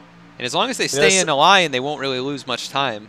Yeah, I gotta say, Rick Christensen's going to want to catch up that front pack ASAP because he's about to drop off the draft almost. He's still in there. He's starting to catch up now, so looks like that entire pack behind is all going to get back into this race. So essentially, the entire field is going to be in one gigantic pack. That's what we came to watch. Yep. The front hasn't changed though. Between Clayton and Pluff still fighting it out with their drafting buddies behind them. Like every time Pluff gets a run, it just seems to just not quite have enough. He's pretty close at the line here. I think he actually might have gotten it that time. Nope, Tom Clayton edged him. 66 thousandths. 66 out front by 66 thousandths, but Tyler Pluff gets a nose out front now in turns 1 and 2. Too many sixes, too many sixes. There's probably a 7 at the end of that interval, but we just don't read that many decimal places. But we won't even want to see the sixes anyway. Yeah, it's more awesome. Yeah. Look at that run Pluff gets there. Look at that. Just watch. I'm pretty sure the corner you're gonna watch him just get annihilated. They're holding pretty stable right now. He loses some ground, but I think Grandy's going to give him a good shove here coming out of the turn. I think the problem is the 25 is too far back to really help either of those guys out. And 25 is that car that's he's either damaged or just not quite comfortable because he's still having a bit of a bumping issue, not bumping a wiggle issue. Sorry. Like I said, he's getting up close now. They might start have to pace here. Granny's doing a pretty good job of bumping Pluff. He's not doing it wrong. He's not giving him any scary nudges. He's not hitting him on the corners. He's just doing it just right. Unfortunately, Melvin's doing the exact same thing on the inside. Once again, the outside line's got pace on the backstretch and getting back in front. But can they hold it through the corner? Oh, that was close between Pluff and Grandy. Almost had a bit of a moment. Just noticed we are halfway through this race, so this halfway break brought to you by Capital Auto Repair and Service. I want to thank them again for coming on board and sponsoring this series. And Tom Clayton currently out front at the halfway point. He's got 9 laps led. That one was close. How did Pluff not get that one? Come on, Yeah, a little over a tenth of a second. It looked like it. Was it the 25 car had a bit of a moment where he just vanished. And the problem is when you vanish in this, you lose the draft. This is not a track you want to lose the draft. This is not the place for that. And I noticed he's actually got a little bit of rear end damage. His bumper's a little caved in, so he's gotten hit from behind. That might be slowing him down a little bit, and we've seen him struggle on the starts just a little bit. And that top line losing momentum now. Tom Clayton fully out front at the moment. That being said, Sparrow's now got in front of the 25, so you might be able to join into this outside line and give him a bit more boost. So you see this pack just starting to form. Even behind it, it's still going. It's still within the range of the draft of getting this. Essentially, the entire field is in draft range. Yeah, everybody kind of lined up now. Other than the few cars still hanging out on the outside up front. Oh yeah, it's starting to form. For a second, a few laps ago, we did see basically everyone in line on the bottom except for 5 cars on the outside, and now that bottom line is really spread out after you get back past about 8th place on the inside. So those guys are going to have to link up to try and catch back up. Definitely accordions quite a bit. It's like you see the outside, everyone go to the inside line, start to separate. All of a sudden they come together. All of a sudden you're all too wide again. It's like, whoa! It's weird to see things rapidly change. It's just like a not very slow, fast changing thing, you know? Yeah. Like the front has not changed at all for the first section of this new stage. But then all of a sudden it will rapidly change, and suddenly there'll be like 10 cars deep. We're going to jump inside real quickly with Mike Grandy and see what he's doing right now to give Tyler Pluff a push and try and get those guys out in front. He's doing a great job back there. He's giving Pluff all the pushes he can give, for sure. He just need another partner joining in with him. And it looks like Spiral's going to try and fulfill that role and make it a 3-car pack there. Just to keep working on it, keep plugging away. I think Pluff may have gotten that lap. Yes, he does. Yes, he did. Pluff finally gets a lap led. He's gonna leave He's gonna leave Granny behind. He's gonna take that first place. Just leave Granny outside. That being said, Granny still got a push from Spider, so he may get this position back. And Grandy with a big run. Those three guys nose tail up on the outside line, and Grandy's clearly out front. He does drop down. Oh, and close between Tyler Pluff. Wow. I know. Whew. I was saying, things don't change, and then suddenly they do. But look at that. Suddenly our first place guy is now back in fourth. Our third place guy in first. 2 stage winners currently in the top 2 positions. So these guys showing a lot of strength. I think they've led about the same amount of laps. I think both 18 laps led at this point. Oh, yeah. The best part is they were working together for so long, too, so they're up here together as well. Yeah. They haven't gone the outside line. They're starting to die a little bit. The 25 is not close enough to give Spider any sort of push, and the 3 is just too far back. That's pretty much just put a nail in the coffin of the outside line at the moment. We're going to see if 25 has anything to help out with Spider, but I think they're gone. For now, at least. I'm going to do a quick run through of the top 10 again. These positions are probably going to change pretty quickly here. We'll do it right when they get to the line, so that way it's accurate. So we saw quite a bit of shuffling there. Mike Grandy's currently the leader. Brad Speidel in second. Tyler Pluff scored third. Tom Clayton scored fourth. Christopher Zima currently scored fifth. Mike Eames in sixth. Andrew Melvin in seventh. Jay Felton is currently in eighth. And we've got Chad Heath in ninth and Larry Holloway rounding out the top 10 at the moment. But these positions are going to change quite a bit as we keep going here. I'm sure there will be some runs on the inside and outside and people making moves. Yeah, speaking of, Brad Spider's got one hell of a shunt from the 25 car, but the 25 then fell back way too far. That being said, 66 has decided he wants to get in on this. He's not getting behind Spider. And that's going to cost the inside line a bit of momentum with Clayton jumping up to the outside like that, but he's going to try and give the 5 a push. Well, that's true. Looks like Melvin's already plugged that gap up. It's not been that much of a loss yet, but that being said, the outside line is going like a rocket ship. Spider's now in the lead. Yeah, Grandy led the lap by 33 thousandths, so incredibly close there. We'll see. But the pace looks like a shot from Clayton. The Spider's going to get way up there. Yeah, he's clear, nearly clear. Not quite enough though to come down. I think he's going to stay up there with Clayton. The inside line again. Yep. Pluff might get the inside line back to that line again. It looks like even though the 5 got an amazing run, it might not be enough. That being said, they're side by side again to get another shot on the outside. Looks like Spider's going to get the lead on this lap.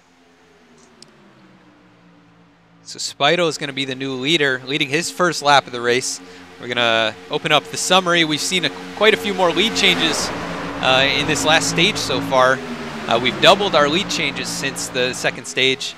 We've got 43 laps. Yeah, 43 laps remaining, 8 lead changes, and the 3 cautions, 2 of them being for the stages. So clean racing here, definitely aggressive on by some drivers, and we've seen side by side for a long time, basically since lap 25 or so.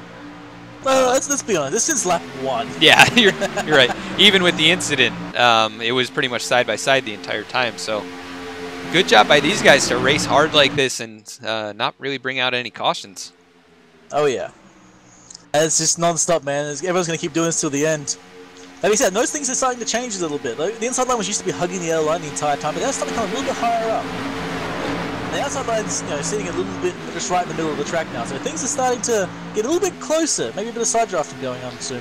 Yeah, we're looking back here at Seth Hatchler, who's kind of running in line right behind rookie Rick Christensen. These guys just kind of lined up single file. We see Jeff Glockner jump to the outside of Ron Hollyfield, trying to make his way up towards the front. Looks like Clayton has now got back in the lead on the inside. He's left Spiral on the outside, and Spiral's now dropping back like a stone. Clayton, the second car on the line there, actually got into first place in front of Grandy. Like Spider was playing nice, and unfortunately he just kind of got left in the lurch there. Yeah, so Tom Clayton back out front. He's now led 12 laps. The 3 main lead cars in this race are all in the row together. Yeah, the 3 primary lap leaders. And we see Spider gets turned by Tyler Pluff, and that brings out a caution. Pluff came back up. Luckily, nobody else got into him. Spider, though, going to lose all that track position, and we are now I see what Under happened. Spider, caution. when he had the crash, he kind of came back on track after, I think. No, no mind. No, I think he spun all the way to the bottom. Let's go Yeah, back to the unfortunately for me, replay he there. kind of vanishes, so I can't see. So it looks like Pluff maybe came up a bit and got into Spital. Not sure if the admins threw a caution on that one. Spital saves it. He slides through the grass and onto the road course there. Gets it back going again. And with the caution, that'll help him out a lot. He can That was an back unfortunate up. incident there too. I'm watching it back and forth, and it looks like just like Spider kind of wiggled low, and then Pluff kind of wiggled high, and just when it comes together like that, there's nothing you can really do. This is really close racing. Yeah, The good part about it is both of them stayed out the way. Once again, same with the first crash we had. They once the crash happened, everyone got out of the way. They didn't try and save and keep in their position. They got off the track. Yep, and Brad Spital with a bit of front-end damage. Let's check out Tyler Pluff's car. He's got a little bit of right-side damage. He may have had that from before, though. And he's got a little bit of rear end and a little right rear. So some of these He's probably not fast have as guys, much pace as he did before, unfortunately. yeah, he might be able to get some of that fixed under a pit stop here. And I think we're within the We are. fuel range. We are indeed. This is fuel range right here. This is from here to end, so no more pit stops after this. So I think everyone's going to go in. No one's going to stay out. I think that's actually a lucky break for Ryan Gemmel, who was on 36 Yes. laps on this stint. So he gets a lucky break there and can actually come in and pit and take tire and fuel. Maybe Tires get back and to his fuel. teammate and work his way forward. Oh no, Clayton unfortunately missed his stall. Look at number 2 missed his stall as well. Mike Grandy. Some of these guys doing a great job stopping in the box. Who's that? Andrew Melvin's going to come out first. Almost an incident with the 92 there, phasing through one of the other cars. Oh no, I think Grandy still wasn't in his stall. He just had that entire time. So he's going to go that's from an absolute shame. top 3 all the way to the back of this pack. So that's unfortunate for him. That is so brutal for Grandy. All he the was way fighting back. at the front the entire time. All the way back to 17th. So tough break It was- there. He was one of the leaders that did not have any damage. So I- essentially, most of our leaders are now gone, with one of the, either being damaged or just falling back out of the pack now. So this front 3 is now going to change rapidly. Yeah, I would not be surprised if Grandy makes his way back up to the front. We've seen him be very strong tonight. He's been strong in some races throughout the year as well. So I would expect him to make his way back up front after leading so many laps and running so strong already. Seth Hatchell makes his way up to 6th place after the pit stops, so gained quite a few positions. There's a lot of rapid changes there, looking at all that. Looks I like don't think Seth took tires at all. Seth actually took no tires. He just took fuel. Yeah, it looks like we had a pretty even split between 2 tires, just fuel, and 4 tires. So lots of different strategies here. We'll see if anybody else decides to come in. Again, Ryan Gemmel's got some left side damage. Does not look like he's going to come in. We see Jeff Glockner making his way in. Let's see, is that Shane Papala as well? I'm pretty sure at this point everyone's going to go for the end now. This is a race to the finish. Yeah, I'm not sure if they'll actually be close on fuel or not, because Grandy did have 3 cautions to really help him out. So I don't know if they can actually go a full 40 laps or even 37 laps. Gemmel was at 36 laps, but he had some caution laps in there as well. So I believe we're going to have at least this lap, another lap of caution. So I think he might be able to make it. Yeah, about 35 laps of fuel. Yeah, assuming everybody took enough fuel, this should be the run to the end. So we may not see a money stop under green like we were expecting. Hoping. Yeah. The green stops are always the fun ones. Yeah, that would have changed things up significantly and probably would have split the pack apart, but probably going to have a pretty large pack to finish this race, assuming we don't have any massive wrecks, but with such a large pack, that's probably what we're going to get. So. Yep, brawl to the end. I think it's going to get hectic near the end of this, I can guarantee that.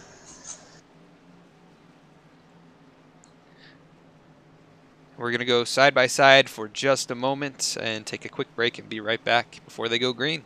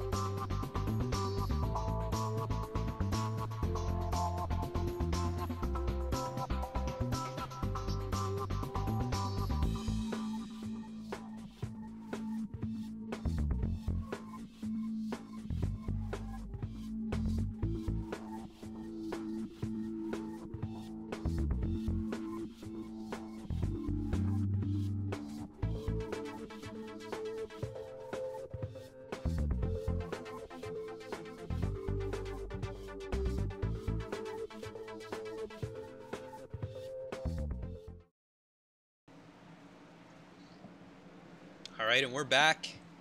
These guys side by side right now. Lights are off on the pace car. I believe we're about to start here. Yeah, coming to the green. So pace car dives to pit road. Andrew Melvin's going to be the one to get him going. Green Yeah, flag him and is Chad out. Heath at the front. Yep, and they go green. So the car in the third got a really good run right behind Yeah, Tyler Andrew Melvin. Puff with a great run there to push Melvin. Those guys are good buddies. They were teammates. They may still be teammates. So they're linked up now. We got the 25, Christopher Zima. And they're now. Oh, and he here we gets go, turned. 25 gone. He's upside down. And the Wow. big one has begun. Oh my gosh! About 15 Saw that one coming. I didn't know how to cars. call it. They're 66, man. Still 60 to wrecking. 25. That just started and just did not stop. all right. Yeah, 25, the 80, and 66, man. Just boom. So that big one did not take very long. We were Yeah, no, worried it did about not. that happening. And One corner. There's so much damage to a lot of cars there. There's going to be a lot of races over. and we see Brad Zima kind Spidel, of came Paul up, Zoda. goes flying through the air, and then everybody stacks up as the track gets blocked. That's taken out a lot of heavy hitters. The two of the biggest lap leaders here, Grandy and Clayton, are out. Seth Hatchell's involved, Ryan Gemmel. We saw Jay Felton. I also saw Kurt There's Davidson just nowhere to go. get involved. Let's go back and take a look on board with him. See what he saw. He was at the back of this, and he had to kind of find his way through. I think he might have run up against the wall. And I think we Nah, lost him. if you want to see something crazy, look at Brad Spidle's view from his cockpit. It's just like, you just see it happening in the distance. You're like, oh, good God, no, no, no. It just gets worse the closer you get. And the end he gets touched by a Gemmel and turned.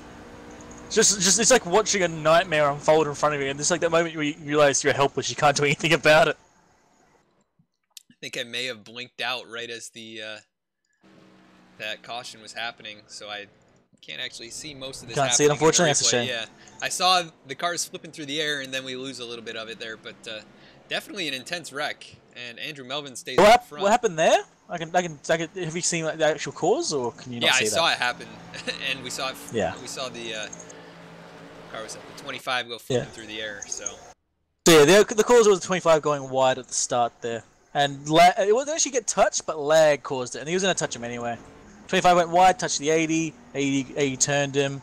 80 was kind of getting pushed a little bit by Tom Clayton, so it kind of just came together a little bit more. Just boom, it's all donezo. we're gonna ride on board with the 25 and kind of go to the sick cam here. Yeah. We're not watching NVR, like I said before. Get your puke helmets ready. We're gonna go on a wild ride.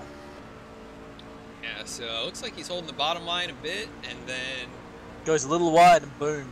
goes a little wide, and then gets turned. Yeah, and he's upside down, and man, that's not fun. Barrel rolls over and over and over again. Oh yeah. Finally lands back on his wheels, and you can see just all these cars stacked up together. What's going to happen? People have been driving together the entire race. Even the best ones, you can't keep it going for that long, man. It even happens in real life. Yes, that took out a lot. Once it gets started, drivers. it never stops. Yeah, there's a lot of guys in the top 10 that are all gone. Spider's gone in that one. Paul Soda got a really bad hit. I think Gemmell got hit there. I think Hatchell got hit as well. 25 got taken out. I think Grandy's gone too. Mike Grandy's out of that too. Yep, Seth Hatchell. There's a lot of like top-end drivers from this race that just got annihilated. Yeah, let's see if we can take a look on pit lane and see how many. Yeah, it's littered with cars right now. Seth Hatchell, I can see Tom Clayton, Christopher Zima, Mike Grandy, Ryan Gemmell. What's the next car? Chad Heath, Ron Hollyfield, Paul Zoda. Yeah, it's just unfortunately a lot of drivers taken out in that one. It's crazy. Shame for Paul, because Paul's been keeping quiet most of this race. He's sitting in like the 8th or 10th area, just been kind of waiting for his moment. Fortunately, his moment's not going to arrive with a car like that now. Yeah, that thing's destroyed. Damage all around it. We see Jay Felton rolling out. Let's see if he tries to run out the rest of the race. Tom Clayton comes out, as well as Mike Eames and a few others. Pace car is making its way out of the dry oval. Yep, coming out just before the safety car if they can.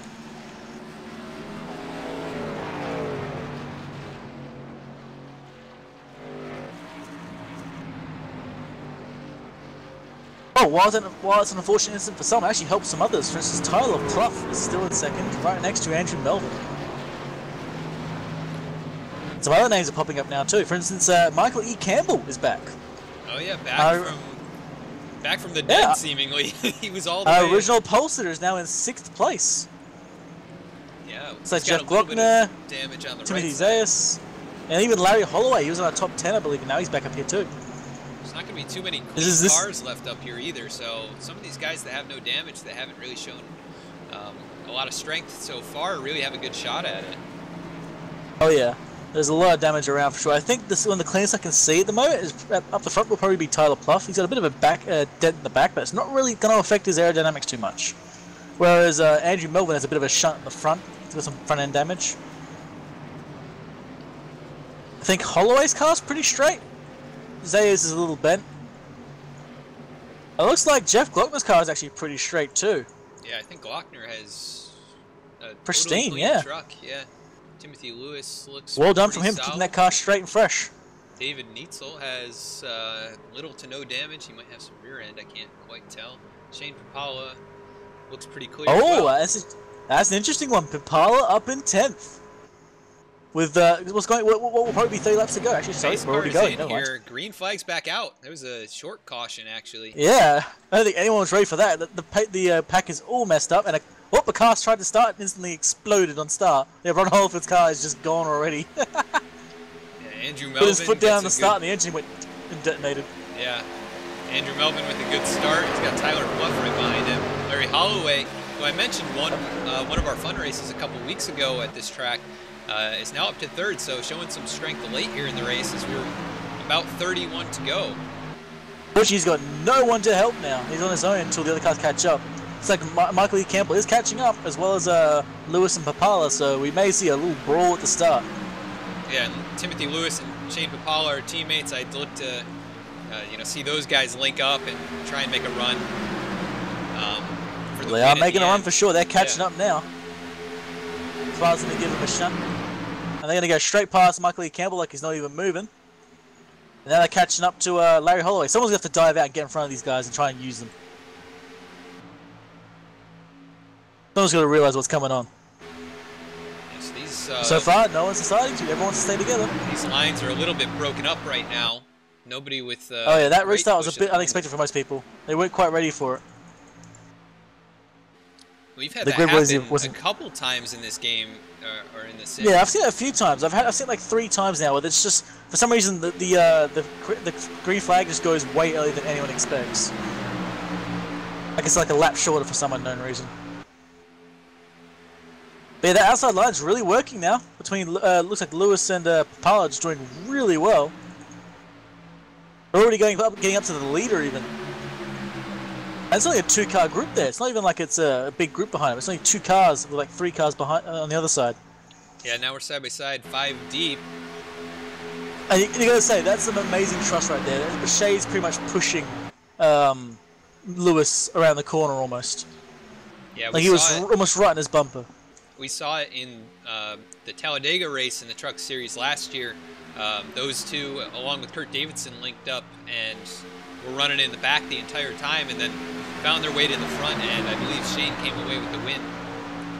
So they're used to doing this, running back, playing it safe, and then being aggressive when they need to be. That being said, look at that inside line just go off like a rocket ship. Wow, they got a run on exit there. Yeah, so Don't quite know what happened there. We have 10 cars in this lead pack, and then the next car back is Rick Christensen trying to salvage a decent finish. He's going to fly right by Tom Clayton, who's way down on speed. Probably not going to make minimum speed the way he's running out there. Yeah, I think this pack up here is all we're going to have for really for racing here now. Yeah, unless something happens and somebody who just maybe didn't get back up to the pack. You know, yeah, there is a bunch of other cars that are on the lead lap, but they're just too far back now. Got about 6 cars on the lead lap that are not in this front pack. Yeah, all of a sudden that pace and outside line has started to die. Looks like Shea and Lewis just don't have enough to get in front. They got up there at lightning speed and all of a sudden it just dropped.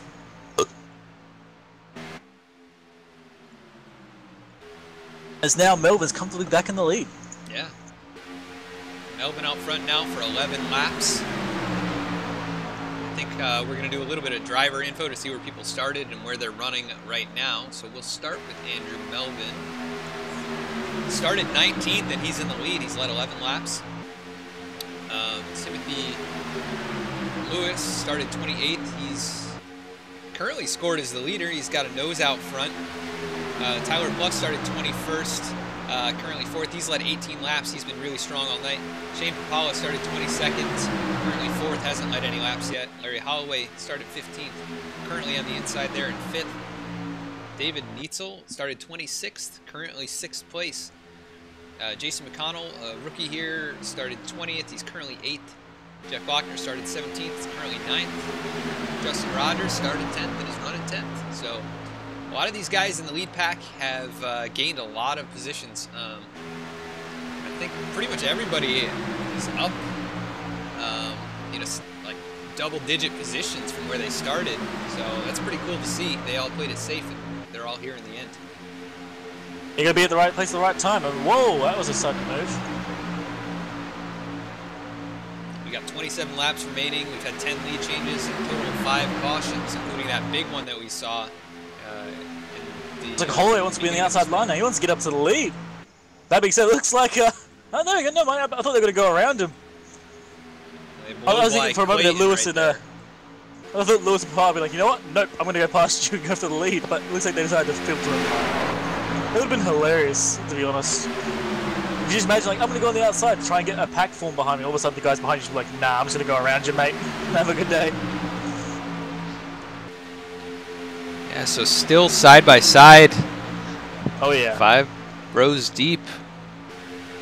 I don't know if you noticed the night transition as well. Oh yeah, we're all the way in night now. Yeah, it looks it's awesome so smooth, out here. Like in real life, you just don't notice until you turn around and look. Yeah.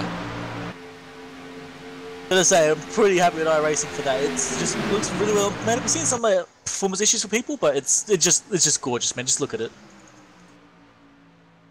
Yeah, they've made some significant improvements to the sim in the last handful of months. You know, racetracks that weren't part of the sim, as well as some cars.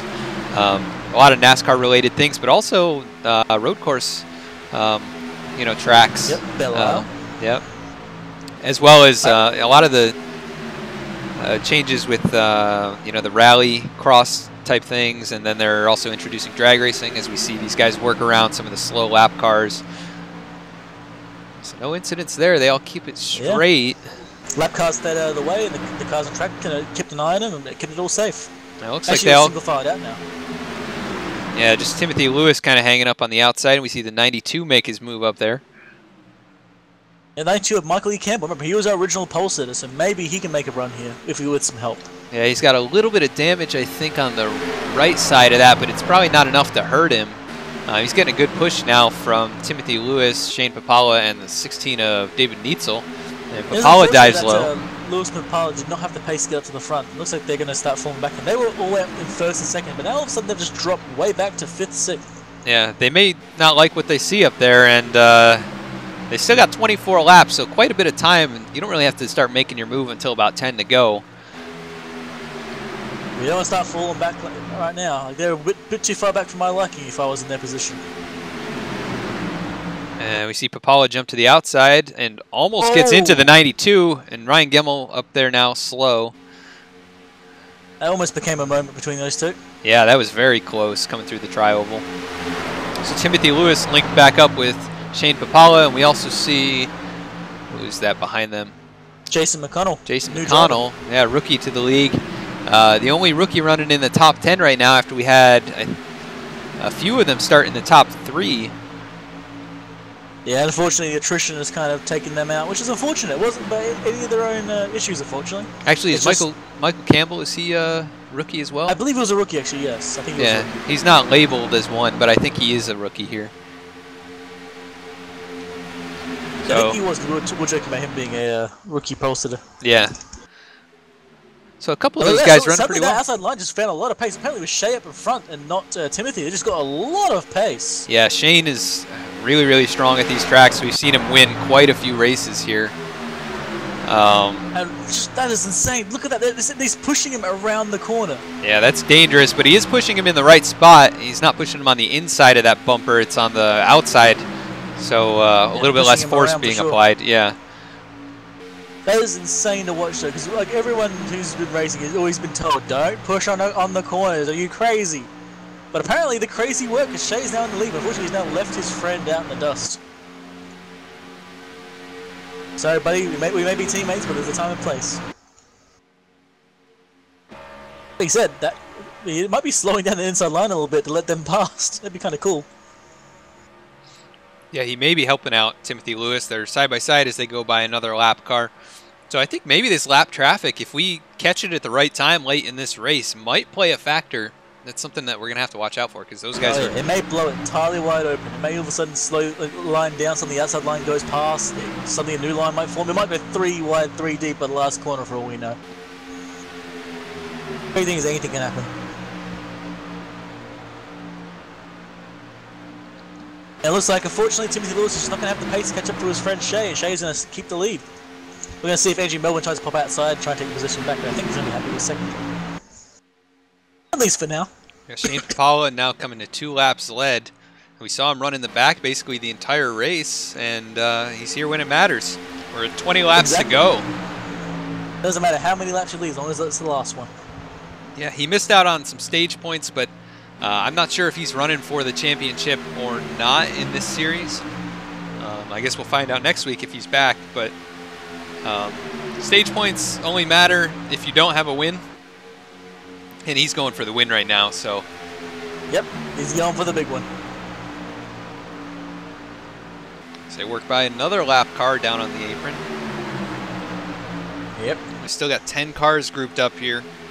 4 on the outside. Like hand in mouth, worrying it's going to go big again. I'm worrying just something's going to go nuclear. It's going to crash again. Yeah, I mean, just the slightest bit of contact in the wrong spot, it could send them around, and we could end up with all these guys wrecking, and then it's just a matter of who manages their damage the best. Yeah, whichever car comes out the pits in a semi-workable order. Yeah, exactly. And some of those guys that are even a lap down who might get back on the lead lap might be able to kind of recover and actually make something out of it, but we'll never know until it happens. So these guys are... There's a few cars that are wiggling up, which make things really scary. Like, not to point them out in any negative light, the car 30 and the car 70, they're not wiggling too bad, but it's enough to make it really nervous for the guys around. Yeah, Larry Holloway getting very close to Jeff Glockner there. Oh yeah, and you got the 30 of McConnell also wiggling a little bit as well. Got 2 lap cars on the inside. That's going to make things a little nervous for a moment.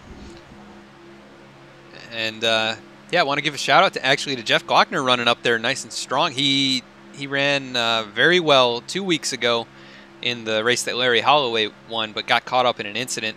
He and Jay Felton basically led the race up until the halfway point and got caught up in something and ended up not being able to recover from that. But he's done a great job of avoiding the incidents tonight, and he's in the top 10 So good job by Jeff there and all these other drivers that are still running up here. Oh, very close. Did you see that? Yeah, very close to the lap car there. That lap car was running on the yellow line. It decided to wiggle a bit, and good God, I think everyone probably had their heart in their mouth for a moment there. Oh, I think it looked like Holloway tapped Melvin for a moment there. Yeah, Holloway very high in the tri-oval there. As we are now almost sort of 3 wide. We are 3 wide. Yeah, actually we are now 3 wide. So 4 cars now going on the inside, and unfortunately that's left Pluff out there, and he almost comes down into the 30, but narrowly avoids contact. Yeah, it's starting to happen. I think it's starting to get shaken up a bit.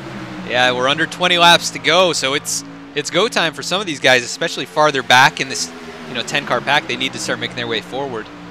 These guys at the front can kind of run smoothly and comfortably until about 5 to go, I think, and then we're going to see some moves being made. Oh yeah. So Shea obviously wants to keep things exactly as they are, but at some point Melvin or Lewis are going to decide, you know what, it's my time. The top 10 are the only ones on the lead lap, so these are the only guys with a shot at winning right now. Ryan Gemmel is in 11th, still out there, very slow, a lap down. And then it's Brad Spital, Mike Eames, Timothy Zayas, Kurt Davidson, Tom Clayton, Chad Heath, and Jay Felton are the only cars still out on track. Fortunately, actually, it will actually be Rick Christensen that will get the lucky dog if one happens. Yeah, he's blinking out now, but yeah, still out there. Yeah, that's why Ryan's starting to come back again with Holloway on the front. It might have some momentum here to catch back up.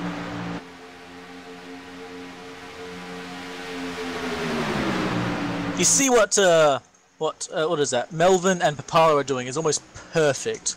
Like Melvin wasn't wiggling at all the last straight. He was just like perfectly, like rock solid right behind Shea, giving every single bit of draft he could. It's a delicate act for sure. It's amazing what people do it just right. Yeah, we've seen these guys kind of get split up now. The 30 of Jason McConnell kind of leading a smaller 4-car pack. Not sure what happened. I don't know if you saw anything that happened that got those guys separated, but they're a little ways back now and need to be careful. They had a bit of a scare. They're still within draft range of Jason McConnell, but I think just for a moment they had a bit of a scare and kind of backed up a bit. Yeah, it looks like Holloway was trying to get to the inside line as well, and there was not enough room, and he almost squeezed it in, but thought better about it. And we see the 30 actually catch back up. He's right on the bumper. The 12 pushed him through the second part of the tri-oval, but he gets to the outside of Pluff. Squeezes back down to the inside Holloway's line. on his own right now. He's actually wow. Contact there. Holloway's trying to side draft his way to victory here. He's getting right up there. He's on his own again with no help. He's actually managing to race up to the leader. Yeah, they must have modeled in some side draft into the draft model. They didn't really have much or any before, and it was kind of pointless to try and side draft. You were just putting yourself in a bad spot, but he's doing a good job. Working, yeah, so they must have added that when they updated the draft package. Just to give you guys an idea, he was actually behind Melvin for a while there. Now all of a sudden he was ahead of Melvin, next to Shea. So he was doing it on his own with no assist. Now he's got Pluff behind him. He might be able to side draft and rear draft his way to victory if he can willing to try that again. I don't know if I would after having that incident with Melvin, but you know, people are brave. And with 12 laps to go, you're going to have to be. We're really getting down to it. I don't know if we're going to see another caution unless someone really gets greedy, but these guys are really pushing now. Yeah, we've nearly seen a couple incidents so far. We saw Holloway and Melvin make contact, and we've seen Pluff nearly get into it with a couple people. Oh, they're coming up on a lap car as I speak. Oh, we got contact there with the 3. The 3 was very slow and in the way. I think they made contact. Wrong time. I think Thankfully, like everyone's fine. Yeah, I think everyone's fine at the moment. Lewis touched it. I think the car was Mike Ains. Yes, Lewis barely got a little bit of left side damage right in front of the left rear wheel. I don't think that's going to hurt him too bad because it's not on the nose. Yeah, the only worry he's going to have is maybe it bent it and have a bit of an awkward angle, but I think it's all good. He seems to be perfectly fine. He's still got paces right in the rear of Melvin, so yeah. I think this race is going to continue to the end. You see Holloway getting real close to them every once in a while. Just trying to side draft a little bit more. They go by Brad Spital there on the inside. These guys still running tight together. We've got It's just 8 cars now. We've lost a couple of them. Michael Campbell, or no, Justin Rogers and Jeff Glockner have fallen off this pack. They may be in the catbird seat in case something happens up here, though. You know, they're far enough back that they can avoid an incident. And if these guys get into it, they've got time to react. Oh yeah, you're not first to the scene of the incident. These guys are really close. Larry Holloway still side drafting the 88. It's amazing that's working. Wow, look at that run. Great push from behind as well as using the side draft. And he's getting nose out front right now. Yep, looks like Shea will get back past him on this corner, but damn, like, showing that Holloway has got the pace to make this work with his drafting partner. Yeah, Papala now been out front 11 laps. They're coming up on a couple lap cars. And those guys got to keep it up high. We're 3 wide Smart temporarily. Guys. That's where you want to be. Yeah. High and out the way. Get pretty sketchy pretty fast if they don't hold their line well. But they did a great job there. And we keep going. We're at 10 laps to go now. Yeah, here we go, baby. Let's see if anyone has anything left to try and make a move. Looks like Holloway's going to be in front. Yeah, Holloway get in front of Shea. Just a hair in front. I don't think Shane's too happy about that. He pushes him into the turn. Holloway tries to block him. Oh, and they're nearly making contact. Close. Holloway was side drafting. Shea's now alone. Shea was now all alone. Holloway's got drafting partners behind him. Yeah, but can he use the side draft to keep himself up there? He's doing a good job right now. It doesn't look like Holloway... He's getting a good push from Pluff, and he gets back out in front, but Shane did a pretty good job holding his own. That being said, now Melvin is behind... sorry, who was that? Pluff, so we might see Pluff get in the lead with Holloway's help. That's actually the first time Larry Holloway has led tonight, so coming down to when it matters, and he's out front. And we see Pluff getting a good run. You don't have to lead every lap. You just need to lead the lap that matters. And so far, Holloway's really showing that could even work. Having said, Pluff's now coming back with Melvin's help. This may end up coming back to Pluff. Shane is pushing him hard. He's pushing him in the center of the turn, too. This might not work out well if he's... I don't know if Shay's... I don't think Shay's probably pushing him happily right now. Yeah, I think he's pretty upset about Larry tucking down in there at the last second like he did. I don't think Shay's that kind of person, but that feels like a really aggression push right now. Just like, you are just screwing everything right now. Tyler Pluff holding his own with Andrew Melvin pushing him as they go around Mike Eames again. Oh, a little bit of contact. Here we go. Shane gets on the inside. Yeah, the 70 got loose. And Shane's now back to the front. He's going to need some help. The 10 car again, very close. And there's the wreck. No. Larry Holloway and Andrew Melvin, but they keep it straight and no caution comes out, but they're going to be out of contention. Did we lose one? Oh, 16's about to go around. Oh, and they're wrecking again. Those 3 involved. Caution is out. That takes out the bottom 4 of the top 10.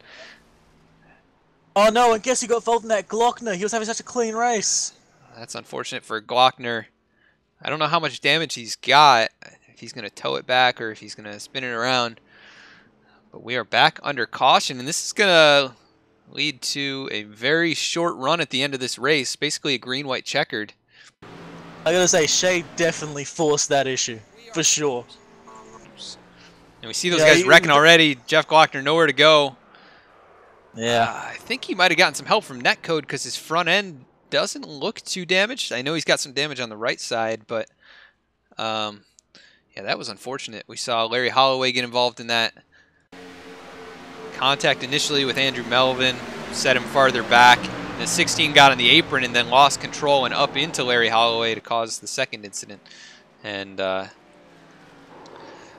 that's unfortunate for those guys who ran so strong up until this point in the race, and that's going to help out some guys who were laps down, gain a few spots here late in the going. But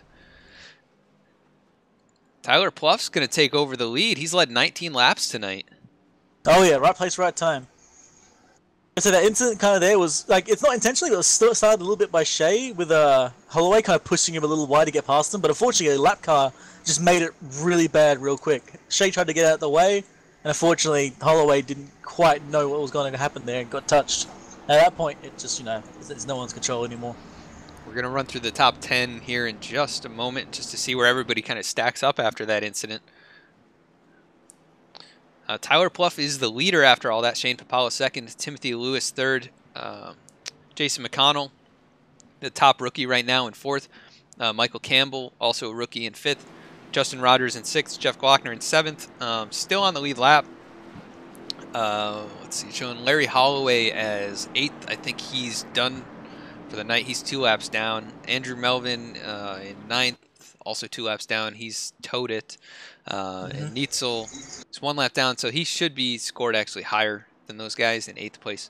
But that's just what the stats. I think him and Larry Holloway are actually on the same lap right now. Okay. I think his car is done. Like, it looks more like a cigar gun race car right now.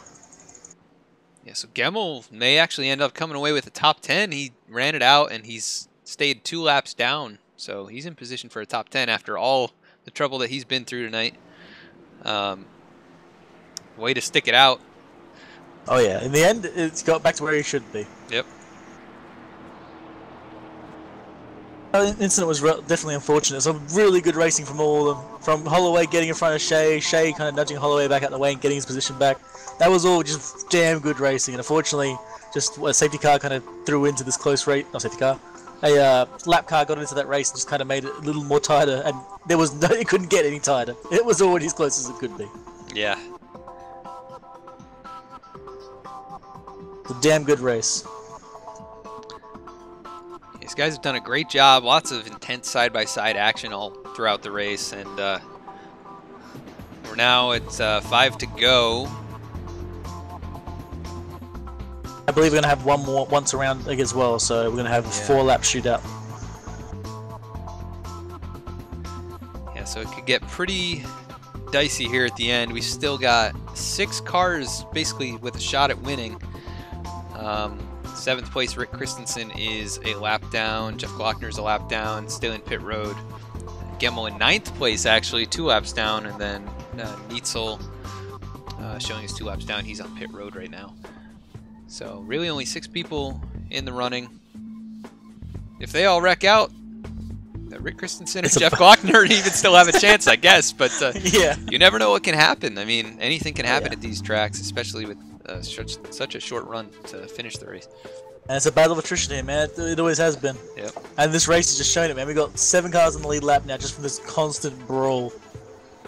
Started with, what was it, 28, lost 21 off the lead lap. So that's a pretty incredible stat right there, 75%. Really just from 3 cautions. One of them was a really minor incident, and 2 of them have been just the stage cautions. So the other 3 cautions have taken out pretty much everyone. Oh yeah. It has been a brutal crucible, but we are here. We have people who have a chance of winning. And I like that original pole sitter, Mitchell Campbell.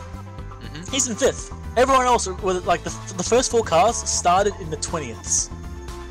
Yeah, so really impressive by those other guys, but also impressive that Michael has been able to keep it up there, or get back up there after having some issues early.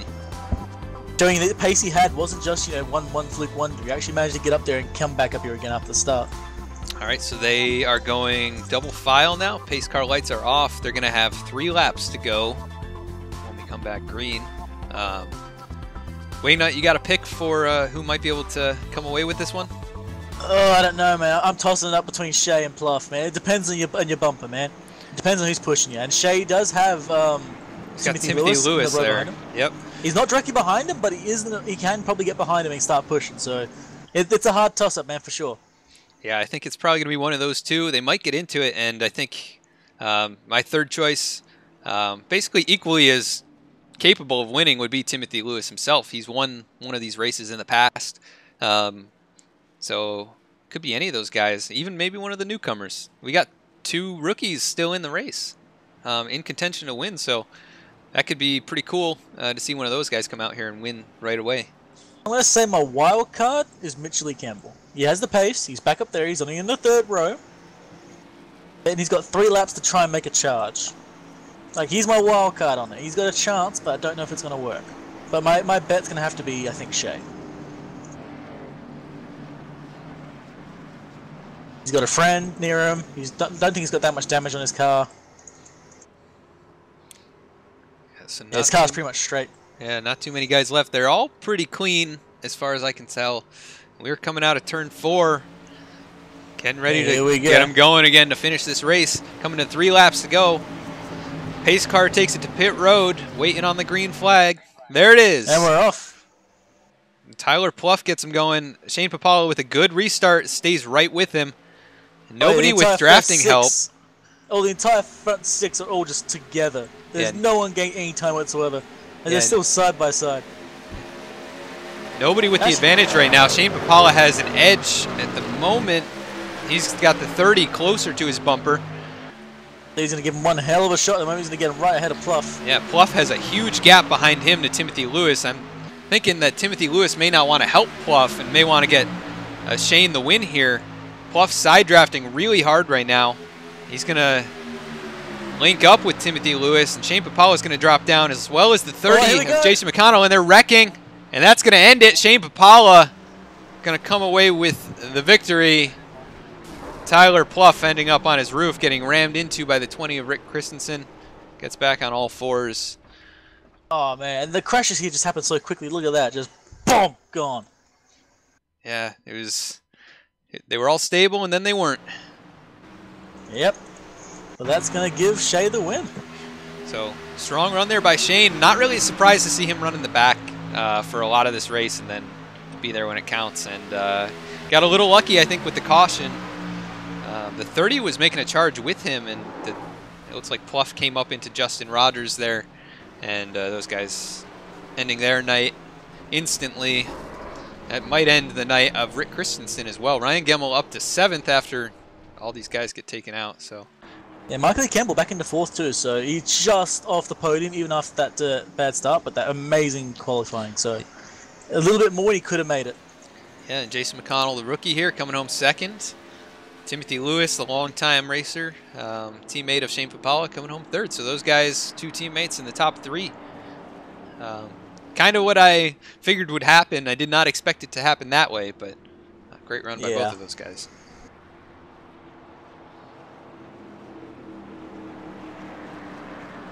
Kind of a rapid way for it to end. Yeah. At least it didn't kill the entire field. Yeah. Well, it took out a 1/3 of the competitive field at that point in the race. I mean, if you think about percentages, it's quite a big percentage. But if you think about it in numbers, it's just 2 guys. Yeah. That's not too bad. Yeah. We're on the white flag lap right now. The race is going to be over. We don't have green-white checkers here. So Shane Papala, again, going to be the winner. And we will interview him as soon as we get to the checkered flag and run a commercial. So a good race here. We had a nice long green flag run kind of in the middle and a couple massive wrecks, cars flying through the air. So a little bit of everything tonight, including some awesome side-by-side racing. Otherwise known as Welcome to Daytona. Yes, sir. I hope you enjoyed the show. Like every time here, man, it's always beautiful to watch. We need some good old classical music for flying cars. Dun, dun, dun, dun, dun, dun, dun, dun. Yeah, we'll have to make a compilation at the end of this. Some slow-mo. Especially for that the spinning top we saw.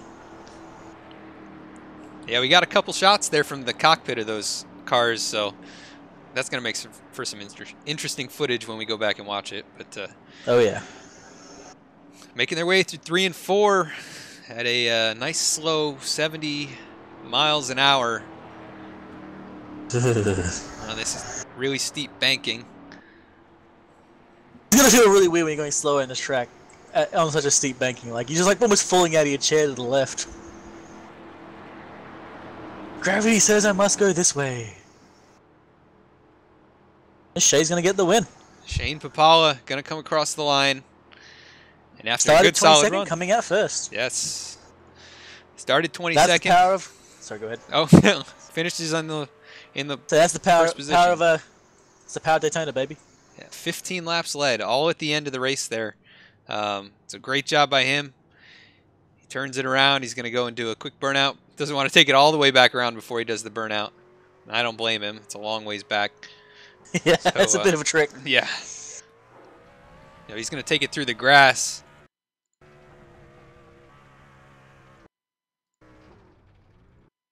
Shane Papala going to come home the winner. We're going to jump to commercial break really quickly, and we will be right back with our interviews.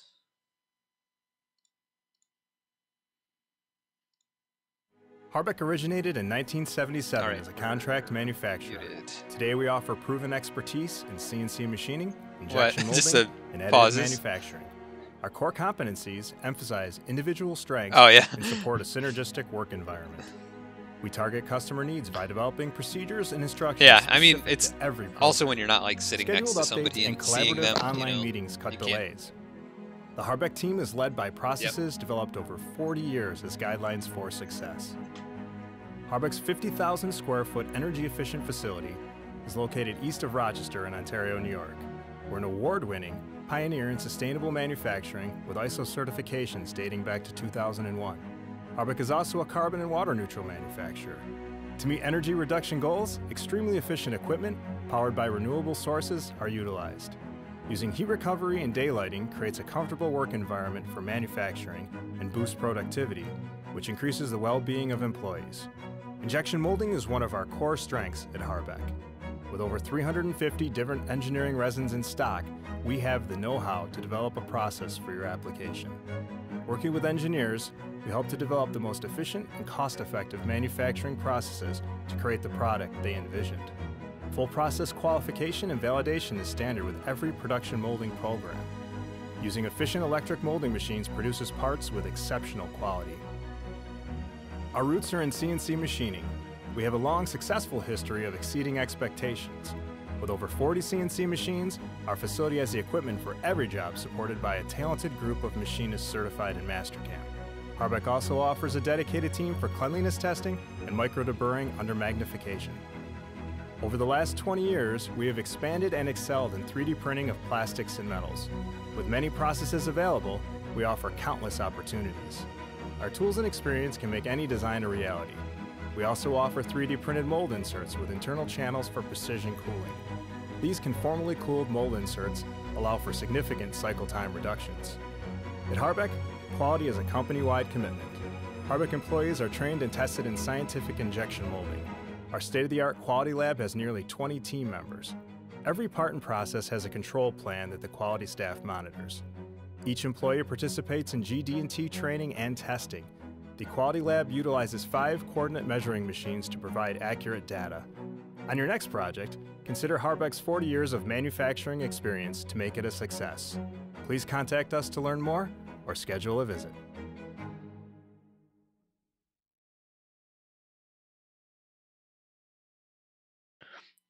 All right, and we're back. We're going to bring up our third place finisher, Tim Lewis, in just a moment here, and Wingnut is going to be with him. He's all mine. Hey, Tim, brother, you got a copy? Yes, sir. I say, man, it's been a good long race for you. You work your way forward from the 20th all the way up to 3rd. It's got to feel good.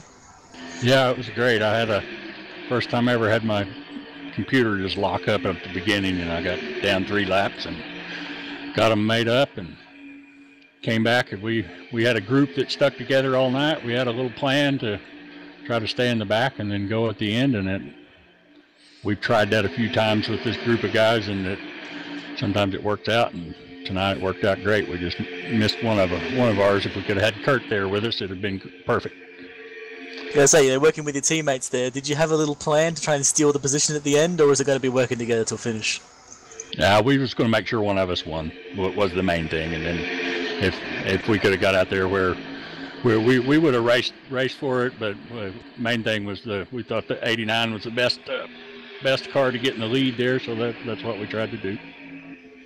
So speaking of, I got to ask, did you deliberately sit back on that last start to try and get your guy ahead, or was that just a bit of a slow start for you? No, we talked about that, and no, we were racing and going. I just didn't get up on him very good. I don't think either one of us on either one. It took both rows a while to get going. Yeah, I figured it was something like that, but you always got to ask. No, I wouldn't do nothing like that. I gotta say, man, you started in the 20th. It's a good podium for you. You survived the crucible going through. You kind of got, a bit of a bloodbath going on here. Car feel a bit straight by the end, or you have got a few dings and bends in it? No, it's pretty straight. Looks good. should have ran my Butler Furniture car tonight, but anyway, I clicked the Chevrolet, and this is what I ended up with. It's a pretty good looking Budweiser paint job. Oh yeah, I like it, man. We got Atlanta next week. You feeling good there? Got a good shot? That's what I want to do, is start running good on the 1.5 miles. So I think I'm better. I took a little break from SOMO for about half of the season, and I'm going to try to run the majority of these truck races here, see what I can do. I'd like to get up there and beat some of those fast guys in this league. Well, we definitely did a good show today, man. You got any shout-outs for us? I'll just thank you all for putting this on. Just had a blast. Thank you all. Well, no worries, mate. Go enjoy. Yeah, great run there, Tim. Thank you. All right, so that was our third place finisher, Timothy Lewis. We're going to bring up second place finisher, Jason McConnell, a rookie to the league.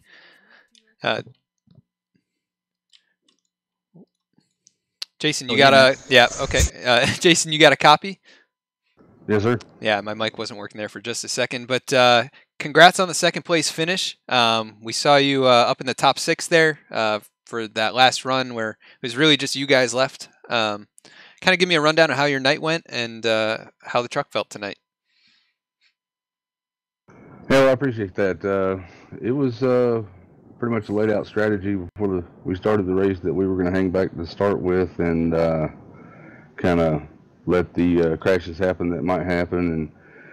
And we stayed in the back for the first 2 stages and then decided it was time to race. And fortunately for our Timothy Lewis, he got his lap back, and on that caution to come out after the second stage ended, and we were able to execute our plan. And truck drove good all night. We were able to keep pace with everybody and then make the right moves there at the end. Yeah, awesome job with that. And you're a rookie to the league. This is your, I believe, your first race with us. So top 2 finish is definitely a solid result. And so you were working with Shane and Timothy and Kurt all night. Yeah, we might have talked about it. It's tough on these speedway races. I haven't had much luck on the service doing it. Big shout out to Capital Auto Service for helping us put this deal on. And being new to the league, I didn't want to ruffle anybody's feathers or nothing like that. We just got to get used to the guys I'm racing around. And but me and Tim have been friends for a while now in a different league, and he invited me to come over here. So it's good to get a good finish in one of these races, because normally I wind up with my quarter panels around my head. Yeah, it's kind of 50-50 when you come into these races, but you did a great job avoiding trouble and sticking it out till the end, and made a great first impression here in the league, finishing second. So before I let you go celebrate with the rest of your teammates and friends there, anybody you want to give a shout out to? I want to thank Tim for inviting me to the league, and Paul for accepting me. He didn't know me, but he gave me a chance, and just good job to Shane. Congratulations to him. Good start to the season for him, and hopefully we'll be able to do this every week. And Capital Auto Service for helping us get this league this season going. So thanks to SR Broadcasting for putting it on, and I look forward to watching the broadcast since it worked out pretty good for me. Yeah, well, great run, finishing second after starting quite a ways back, and go celebrate with your teammates, and we'll catch you next time. Thank you, guys. Thank you. All right, and we're going to bring up our winner now. Shane Papala, you got a copy? Yes, sir. Hey, Shane, awesome run tonight. Congrats on the win. We saw you hanging around the back for the majority of the night. When did you kind of know that it was time to go? After that big wreck, we did a bunch of guys out. I thought, okay, we got to kind of stay hooked up with the front pack and then try to wait till 10, 15 to go and see if we're all still alive and still have a chance at it. Yeah, we saw you guys make a charge with probably about 25 to go, and then we saw you lay back a little bit and wait until you said about lap 15 to go. What was kind of the motivation for dropping back at that point? Did you just kind of want to avoid trouble and hang out for a little longer? Yeah, some guys are still getting, banging off each other and kind of getting loose. I was like, we don't need to push the issue yet. It was getting close, but wasn't time yet. It just didn't look too squirrely for me. So we backed out and regrouped and made another charge. Yeah, well, it's definitely great to see you back here in Victory Lane in the trucks. You won the championship 2 years ago now, and so we look forward to seeing you have more success throughout this season. Are you going to be running the full schedule this year? Yeah, I'm going to try to be here every week. Try to run for another championship, so it should be fun. Awesome. We're going to Atlanta next week. What are your thoughts on that track? Yeah, it's fun. I love Atlanta, especially in the trucks. It's probably one of my favorite tracks and my favorite vehicle to drive there. So I think it'll be fun, and it's going to be interesting now with the new dynamic weather and the changes in the atmosphere, everything like that, going from day to night. So it's going to be fun. Did you notice any of those transitions affecting the track in the race tonight, or not so much because it was more of a super speedway? Yeah, nothing here just because it's Daytona. You know, you're flat-footed the whole way around every lap. So next week, I'll be interested to see, some cloud cover, things like that really make a difference or not. So it'll be interesting to say the least the next couple of weeks. Cool. Well, we look forward to seeing you back here next week. Before we let you go to celebrate this win, anybody you want to give a shout out to? Yeah, I want to thank everybody at SOMO Racing League for racing against each other. I think we put on a good show. We have a lot of fun. SR Broadcasting for broadcasting the races, and Capital Auto Repair for coming on and sponsoring the truck series, and Coffee and Glitter Mom. And also, I thank my beautiful wife and son for helping me have some fun and have my hobbies. Awesome, Shane. Well, again, great run. Coming from 22nd, sticking around the back all night, and then leading when it matters with 15 laps led. Congrats on the win. We'll let you go celebrate and catch you next week. Yeah, thanks, Adam. I appreciate it. Yeah, thank you. Good race, man. All right, so that's going to finish up our interviews for tonight. Wingnut, any last thoughts before we go to the results on how this race went? It's Daytona. What were we expecting? Anything more or less? It's beautiful. Yeah, exactly. I think we got a little bit of everything that you expect at this track, so definitely a solid run from these guys. We saw incredible action side by side, big wrecks, and, basically everything. A little bit of pit strategy here and there, and Shane Papala comes away with the win. So we'll run through the race results here. I can run through all of them if you want, Wingnut. No, that's all good. I can help you out there. I got them up. Okay, I'll take the top 10, and you take the next 10. No worries. All right. So Shane Papala comes away with the win. Started 22nd, so great run by him. 15 laps led, and seals the deal in the end. Jason McConnell, a rookie to the league, was working with those guys, comes home second. Timothy Lewis third. Michael Campbell, another rookie, started on the pole, comes home fourth. Ryan Gemmel recovers after being wrecked, comes home in a top 5 position. Justin Rogers 6th. Tyler Pluff 7th. Rick Christensen 8th. Brad Speidel 9th. And Timothy Zayas 10th. Then we got Jeff Glockner in 11th. Larry Holloway 12th. Mark Eames in 13th. Andrew Melvin in 14th. David, how do I do that? David Neitzel in 15th. Believe, yeah. I'm so sorry. Chad Heath in 16th. Kurt Davison 17th. Tom Clayton 18th. Jay Felton 19th. And then Ron Hollywood in 20th. I suppose I should finish them off. Mike Grandy in 21st. Paul Zota in 22nd. 23rd is Christopher Zima. 24th is Seth Hatchell. 25th is Brandon Thornhill. 26th is Charles Udell. 27th, Jeff Sharp. And 28th is Aaron Schaefer. Yeah, I was trying to get the results to scroll through, and we couldn't get the last few guys. But definitely a good run by a lot of guys here. Race of attrition. So congrats to the guys who ended up finishing on the lead lap. Shane, again, congrats on the win. Wingnut, thank you so much for coming up in the booth here and helping me out. My pleasure, man. It's always fun. It's been a long night and long race, but we got to see a little bit of everything. So we want to thank one last time Capital Auto Service for coming on board and sponsoring the series and the league and some races in the other series as well. So thanks to those guys. Thanks to SOMO and all the drivers and Paul Zota for getting everything going and helping us out here. So we will be back next week at Atlanta with this series. Another great race. We're going to be streaming starting probably a few minutes later than we did tonight. Maybe around 9:25. We got here a little bit early tonight, so probably starting around 9:25, and should be a great race. Hopefully with another large field like we saw tonight. So that's going to be all from us tonight. Wingnut, thanks again. And to all the fans out there, all the audience, We will catch you next time. Peace.